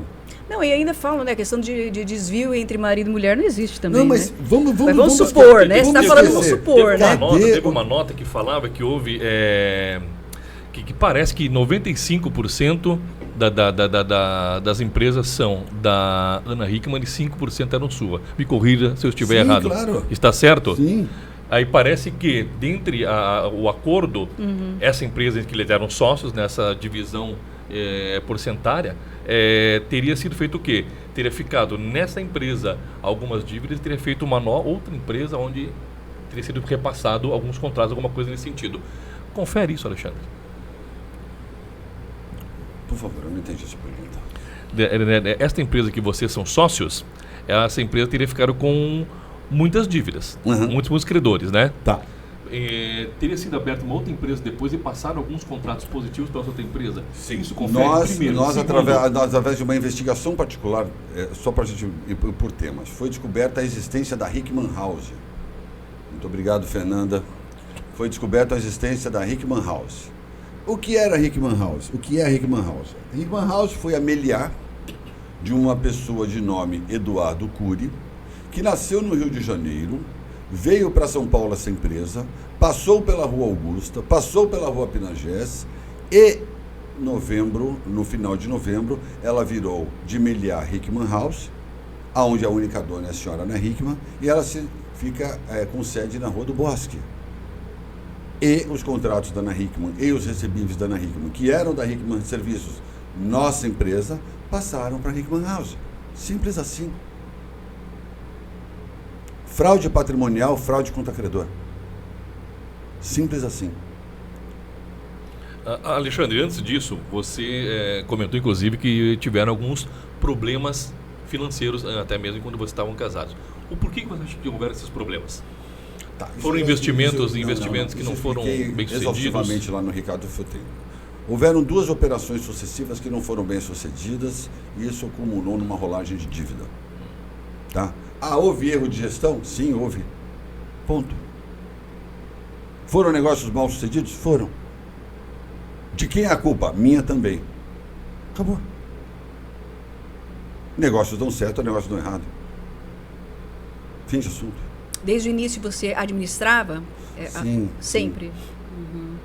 E isso era tranquilo entre vocês, esse acerto dela ficar com a parte visível, vamos dizer assim, à frente com a imagem dela, os trabalhos que ela vinha fazendo, e você na parte de bastidor fazendo essa parte de gestão. Sim. Era muito bem resolvido isso tranquilamente. Sim. Sim. Sem problema nenhum. Alexandre, para mim aqui, eu acho que eu tenho uma última pergunta, não sei como é que tá aí. Eu tenho mais algumas coisinhas aqui. Tem algumas coisinhas, mas para mim eu acho que dentro daquilo que eu pude observar, é o seguinte: o que você vai fazer de fato depois que você terminar, né? Eu sei que você está pensando no processo, né, de justiça, né? E eu acho que isso é honroso de você comprovar a verdade e mostrar isso diante de todos. Posterior a isso, o que você vai fazer, de repente ganhando, tendo as consequências devidas para as pessoas que difamaram você? O que você vai fazer com isso? Com as pessoas que praticaram a difamação contra mim. Tá. Contra o Léo Dias, eu vou à exaustão da lei, ameaça, calúnia, difamação e injúria. Tem mais 3 na fila. O resto eu não tenho de cair morto, então não vou perder meu tempo. Entendi. Não vou tirar saco de batata de quem não tem nem onde sentar. Mas do Léo Dias eu vou. O Léo Dias é o meu grande sonho. Eu quero que ele me pague o que ele me fez. E tem mais 3 na fila. Pode haver outros, né? Mas por hora é isso. Depois das últimas consequências, que é a paga de cada um, né? Aqui, a pergunta que eu faço para você: você perdoaria essas pessoas? Jamais. Por quê? Jamais. Não perdoo ninguém. Não? Não. Não tem perdão para Ana Hickman, não tem perdão para Eduardo Guedes, não tem perdão para nada. Você acha que o perdão não libertaria você? Doutora, essa palavra não existe para essa gente. Olho por olho, dente por dente. Nunca passou pela sua cabeça nesse período depois da olho separação? Olho por olho, dente por dente. Nunca passou assim por um momento de devaneio, sei lá, no meio do olho do furacão, muita coisa passando pela cabeça. Poxa vida, se a Ana Hickman me procurasse hoje para a gente retomar a nossa família, aceitaria? Nunca passou pela cabeça. Se Deus dissesse para mim o seguinte, eu vou responder de uma outra maneira. Você tem 2 opções, voltar com a Ana Hickman ou a morte. Eu prefiro a morte. Pode ser assim? É muita dor, né? É muita dor envolvida, né? Eu respondi a sua pergunta? Respondeu. Deus me deu 2 opções. Morrer ou viver ao lado da Ana Hickman. Eu prefiro morrer. Simples assim. Mais uma questão que eu queria levantar, que eu acho que é interessante a gente abordar, inclusive, Andréia. Alguns episódios que aconteceram, por exemplo, um deles, onde você, se não me engano, você foi buscar o Alezinho e estacionou próximo à entrada do condomínio, e a Ana Hickman teria saído com o famoso Mustang. Simulacro de quebra de medida protetiva. E depois um outro episódio que você foi agora mais recente entregar ele com o seu pai de 82 anos. Esse último foi muito curioso. Você conhece o Peter Pan? O Peter Pan ligou para o 190 e disse assim: olha, Polícia Militar, eu sou o Peter Pan e o Alexandre vai estar devolvendo o filho dele 18 horas, ele vai estar lá na frente do condomínio, igual um indigente na rodovia, porque eu fico na beira da rodovia esperando meu pai sair, e o Thor foi lá, o Comando Tático Rodoviário Ostensivo, foi lá e me abordou e disse que tinha havido uma denúncia, mas foi o Peter Pan, gente. Então não dá para imputar a Ana Hickman e Eduardo Guedes isso. Essa foi o Peter Pan, tá? E no dia 13 de fevereiro, na terça-feira de carnaval, simulacro de quebra de medida protetiva, que vão responder criminalmente por isso. Falsa comunicação de crime. Não, e agora recente também, né? Com seu pai agora, né? Semana agora. Bom, Esse foi domingo, semana, doutora. né? Esse foi domingo. Foi domingo, Foi exato. domingo agora. Meu pai, de 82. Meu pai só tem um defeito na vida, é São Paulino, entendeu? O resto ele faz tudo direitinho. Sabe? Pelo amor de Deus. Meu pai, eu abaixei o vidro e falei, vovô, tá a polícia. Ele falou, a polícia, tadinho, ficou todo nervoso. Falei, pai, encosta esse carro aí. Os policiais foram até cordiais, mas eles estavam sem graça. Os caras estavam sem graça, amigo. Aí um amiguinho polícia falou que tinha sido uma denúncia contra mim, o outro falou que tinha sido uma denúncia contra o carro. Eles não conseguiram se acertar na história. Eles não combinaram a história antes. Mas tá tudo bem, eu não vou condenar os caras. Mas foi o Peter Pan que ligou e disse pro 90 que eu ia estar lá, entendeu? Mas tá tudo bem. Eu gosto do Peter Pan mesmo assim. Situações como essas não estão te surpreendendo mais. Ah, moço. Para, né? Moço, para, moço. 3 tentativas de prisão. Essa mentirada toda. Jornalista atacando, o outro difamando, o outro inventando. Sodoma e Gomorra na minha casa. Eu fiz aquilo, eu desviei aquilo, eu puxei aquilo. Cara, tá todo mundo ganhando dinheiro na minha história. Tá todo mundo ganhando dinheiro nas minhas costas, com o meu sofrimento. Você quer coisa pior do que isso? Você tá achando que eu ligo pra alguma coisa, amigo? Eu vou repetir. Eu não tenho medo nem da morte. Tô de saco cheio. Tô enjoado dessa gente. Na náusea.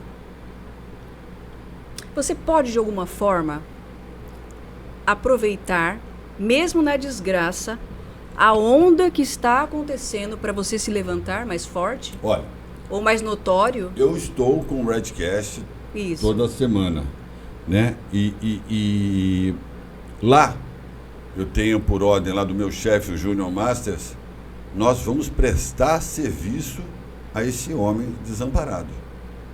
Eu não vou deixar os caras na mão. Eu fiz papel de otário. Agora, se outros vão fazer, depois de me escutar, aí, amigo. Mas se fizer, tem que ser muito burro. Porque eu vou passar a cartilha do otário, a cartilha do permissivo, a cartilha do fraco. Porque foi o que eu fui, Caco. Eu tô olhando Mas no por quê? Mas por que você se autodenomina dessa forma? Porque eu fui. Eu fui. Ponto. Acabou. Aí daria 2 horas de conversa aqui.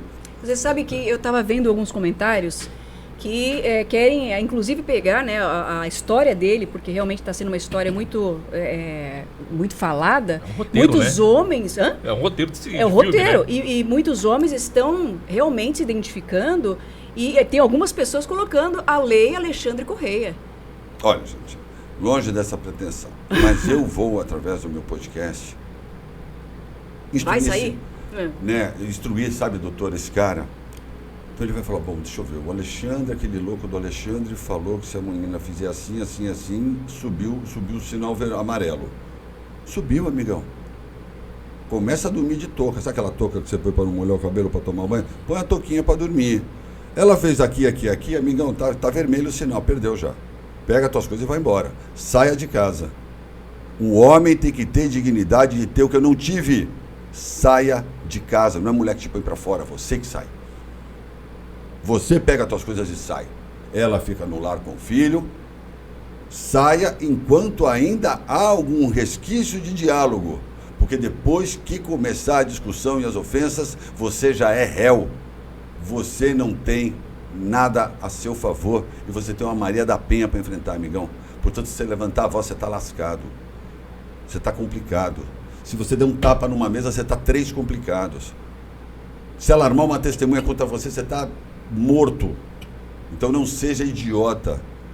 Começou a ter sinais de desgaste, as discussões começaram a ficar frequentes, você começou a ser destratado com facilidade, você começou a ser colocado de lado, greve de sexo, reclamações diárias. Perdeu, boy, perdeu, playboy, sai de cena.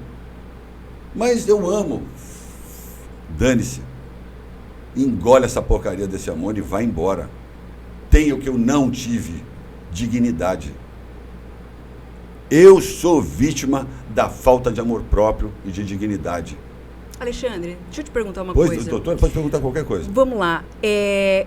Você se sentia ou se sentiu inferior em algum momento por ser o esposo da Ana Hickman? Não, doutor, eu me senti inferior pelas coisas que eu escutava da Ana Hickman.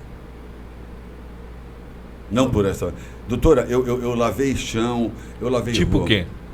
Ai, gente, aí é muito humilhante. Esquece. Aham. Tudo que você imaginar, cara. Tudo. Tudo. Não das pessoas falarem, olha, esse aqui é o esposo da Ana Hickman. Não é esse a questão. Não, é mais gente, a questão que você não, vivia dentro não, de casa. Não. Era entre eu e a Ana. Entendi.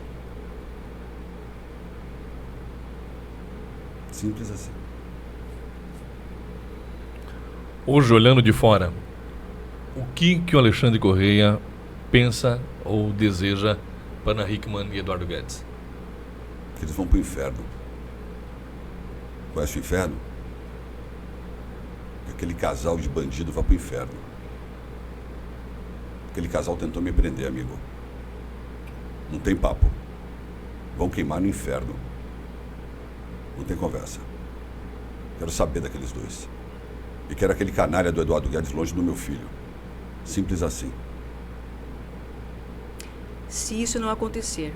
Se eles não forem queimar no inferno, Não. Se eles, não metaforicamente, mas se não acontecer isso, de ele ficar longe e tudo mais, o que você vai fazer com essa raiva que está dentro de você? Para que doutora, você possa realmente eu vou viver. vencer tal como eu venci a dor da humilhação. Ok. Eu vou vencer como eu venci a dor do cancelamento. Eu vou aceitar. Eu não sou um assassino, eu não sou um bandido. Eu já aceitei. O Eduardo Guedes mora na casa de Itu. Eu já aceitei. Eu acho que eu estou conjugando o tempo no verbo errado. Eu já aceitei. Agora, o Caco perguntou, o que eu quero para Ana Hickman e Edu? Eu quero nada, meu. Respondendo sem ser metaforicamente, eu não quero nada. Nada.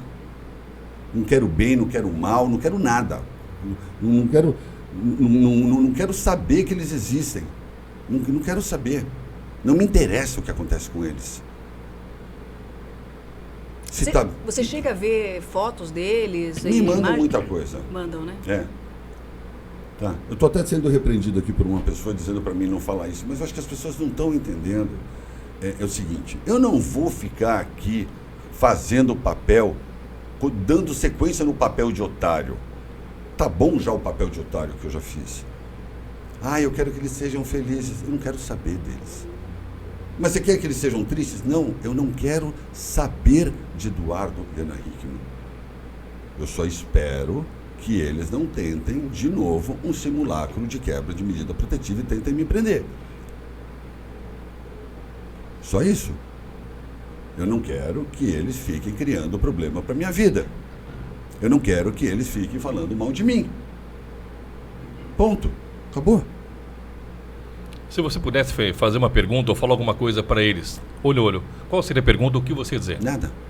Nada? Eu não quero saber nada. Não me interessa. Eles não dizem nada para mim. Nada. Eu nem perguntar nem para ela o porquê dessa forma. Não, nada. Eu não quero saber. Ana Hickman ficou bilionária. Ana Hickman morreu. Ana Hickman foi à Suíça. Ana Hickman foi ao Jalapão. Pouco se me dá. Pouco se me dá. E o mesmo enredo para o Eduardo Guedes. Pouco me importa. Eles não dizem nada para mim. Depois que alguém tenta a sua prisão, Caco, depois que alguém tenta que você seja humilhado, promove a sua humilhação, não tem perdão, amigo. Não tem massagem. Lá em São Paulo a gente fala assim, não tem massagem. Eu não quero saber desses dois. Qual seria o sonho de consumo? Que eles ficassem bilionários, até e sumissem e deixassem eu em paz com meu filho. Olha, juro para você, seria um presente divino. Sei lá, que eles vendessem 4 milhões de panela Eduardo Guedes, 4 bilhões de semijoia Ana Hickman, decidissem morar em Liechtenstein, na Suíça, e o Alexandre fica sozinho comigo. Amém. Amém. Me deixe em paz com meu filho. Só isso. Eu fiquei vivo para criar o Alexandre. É sobre isso que eu estou falando. É sobre isso que eu estou dizendo. Alexandre, olhando para um prisma agora, olhando para frente, tu hoje consegue imaginar o que tu espera para tua vida no futuro? desejo fazer, quero empreender em determinada área, quero viajar, quero aproveitar meu filho. Hoje tu não consegue ter qualquer perspectiva de futuro. Divórcio, dissolução de empresa, pagar a credora, absolvição de Maria da Penha. Aí eu posso voltar aqui e te respondo isso. Eu volto aqui, se vocês quiserem minha presença, de repente em novembro, mesmo se condenado ou absolvido, eu volto, porque aí algumas coisas já vão ter acontecido. Aí em novembro eu respondo para o amigo com todo carinho. Mas até lá é divórcio, dissolução de empresa, pagar credor, guarda do Alexandre e seguir minha vida. Aí eu vou pensar o que eu vou fazer. Uma observação, a guarda compartilhada? Olha, diante de tudo que eu já passei, eu entendo que em Itu o Alexandre tem uma residência muito superior à residência de São Paulo. Óbvio, se a criança facultasse a criança o direito de optar e ele falasse, eu quero morar com meu pai, lógico, para mim ia ser um sonho, né? Mas eu também não posso pensar no meu bem-estar, eu preciso pensar no bem-estar do Alexandre. E ele já tem uma vida constituída em Itu, então acho que para 2024 Itu. Para 2025 é um outro assunto. 2024 ele fica onde ele está. Hoje, quem é Alexandre Corrêa?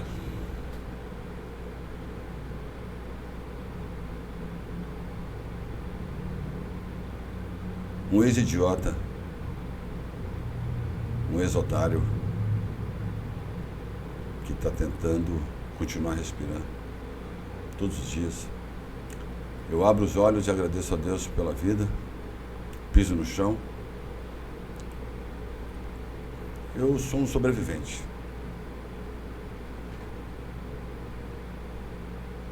De um maior massacre que uma pessoa já sofreu nesse país.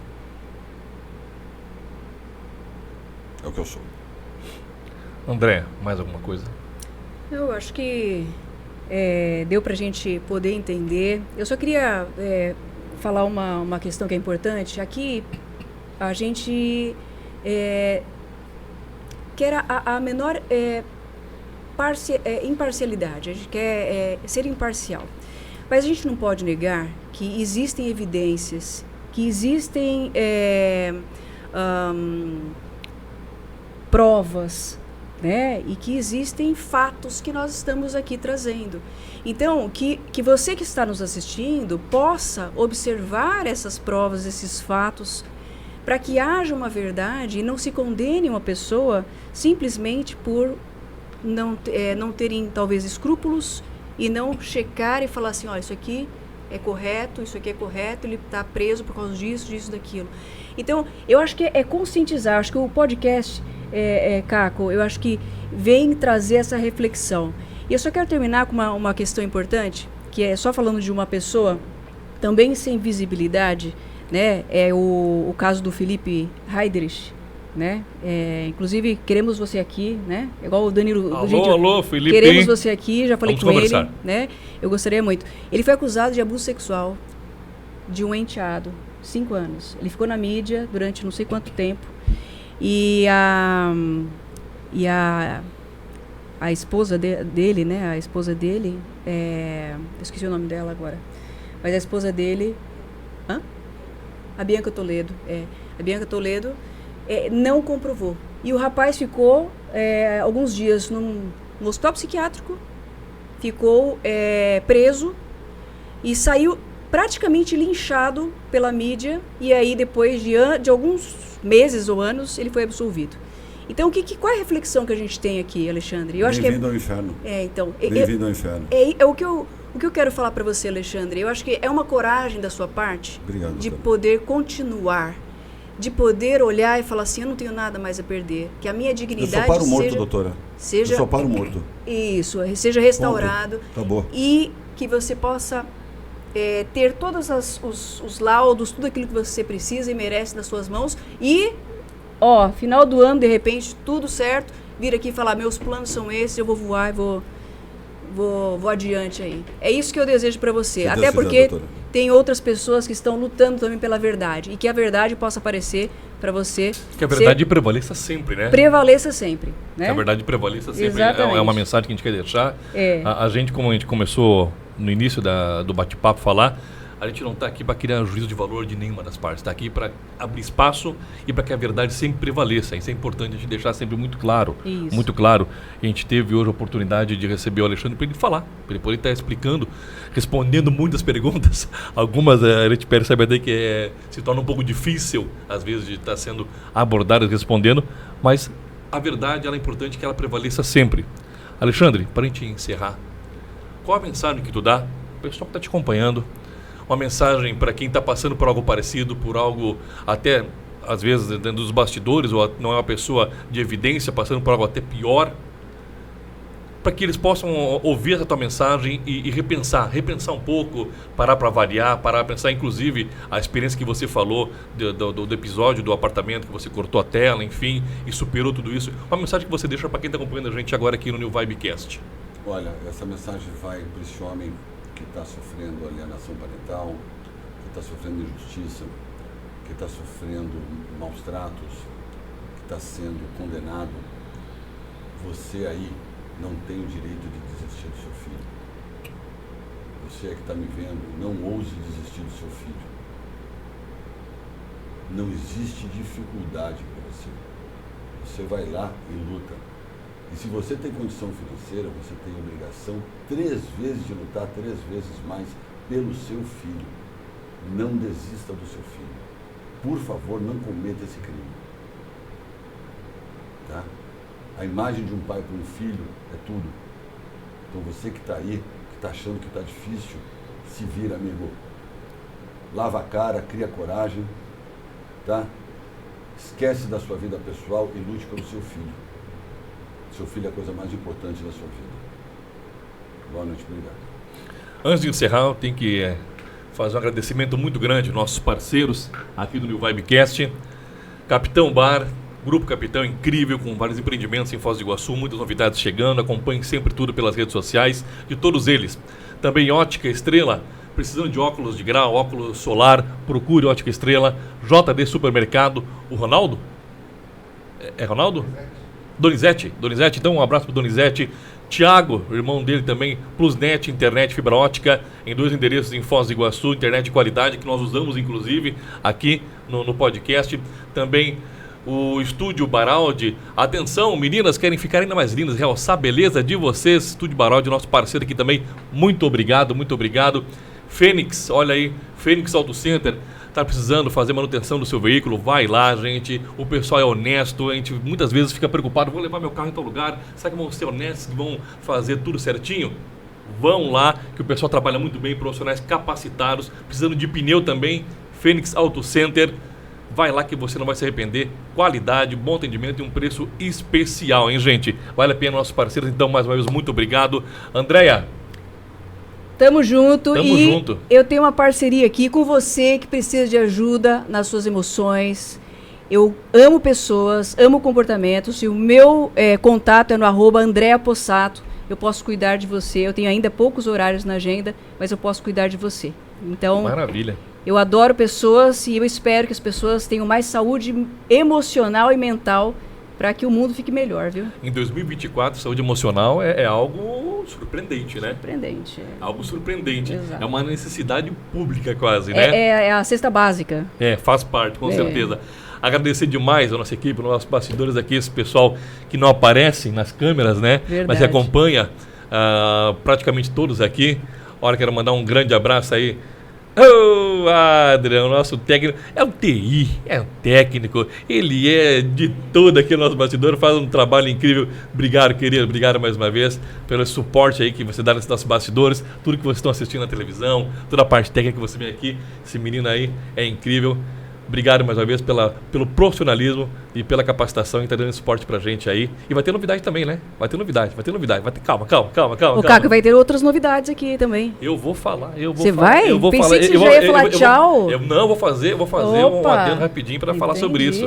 Quero agradecer a doutora Bruna Pessoa, nossa advogada. Obrigado pela presença também acompanhando nos bastidores o nosso podcast. Meu amor. Cláudia também faz parte da nossa equipe, faz bastidor, nossa mídia social e tudo mais, né? Ficou de motorista, foi buscar no hotel. Alexandre também, nossa motorista hoje também. Meu sócio, vem cá, deixa eu chamar ele, vem pra cá, vem cá, Júlio, vem cá, não tem como. Senta aqui um pouquinho, 2 minutinhos só, aproveitar a presença do Alexandre aqui, da doutora, meu sócio aqui no empreendimento, no estúdio, New Vibe, que a gente não tem como deixar Júlio Peternella. Júlio, tá ligado aqui também? Tá ligado o microfone dele, tudo certinho? Tudo beleza? Beleza? Júlio, quero aproveitar, frente às câmeras, te agradecer pela nossa parceria aí, esse início desse projeto que a gente está trazendo, tendo a oportunidade de trazer uma outra entrevistada, que foi a Pamela, há alguns dias, agora o Alexandre, vindo de São Paulo para dar essa entrevista para a gente, uma entrevista reveladora, emocionante em muitos momentos também. Como se diz lá no meu Rio Grande, sou gaúcho, lá no meu Rio Grande fala assim, que peleia para chegar até aqui, hein? Queria aproveitar a oportunidade para parabenizar o Alexandre pela atitude, pela coragem. Só um pouquinho mais perto. Pela atitude, pela coragem de estar trazendo esse assunto que é de muita importância para os homens em geral, porque são muitos que passam por isso, por esse sofrimento, mas que sofrem calado e não têm a oportunidade de trazer isso à tona, né? Como ter trazido nesse momento. Obrigado. É importante a gente poder ter um espaço para poder falar sobre isso, dar oportunidade de pessoas poder acompanhar isso. A sua esposa também que faz parte do nosso projeto aqui, né? A William também. Está acompanhando lá nos bastidores. Um abraço a todos os nossos familiares também, vale a pena a gente ressaltar. O pessoal que está em casa, gente, um beijo, um abraço apertado, muito, muito, muito obrigado. Acompanhe nossas redes sociais. Vai lá, New Vibecast, nosso Instagram tá bombando, um monte de gente falando, segue, tá aqui com a gente, vai lá. Tá seguindo, não custa, não dói e não paga nada para se inscrever e acionar o sininho para ter notificação. Vai ter entrevista, vai ser fulano, ciclano, não importa, vai ser entrevista boa, vale a pena conferir. Se inscreve, aciona o sininho, acompanha tudo aqui. Semana que vem a gente vai estar divulgando nossa agenda. Tem mais gente, tem mais polêmica, tem muita coisa legal aqui no Vibecast. Alexandre, mais uma vez, muito obrigado. Muito obrigado por ter vindo, por estar vindo a Foz do Iguaçu, a nossa tríplice fronteira. Não é necessariamente um passeio, mas para poder vir nessa entrevista para a gente aqui no New Vibe e estar esclarecendo, trazendo a sua versão dos fatos. Tá bom, obrigado. Viu? Muito obrigado. Boa noite. Boa noite. Um abraço, gente. Até a próxima. Fique com Deus. Tchau, tchau.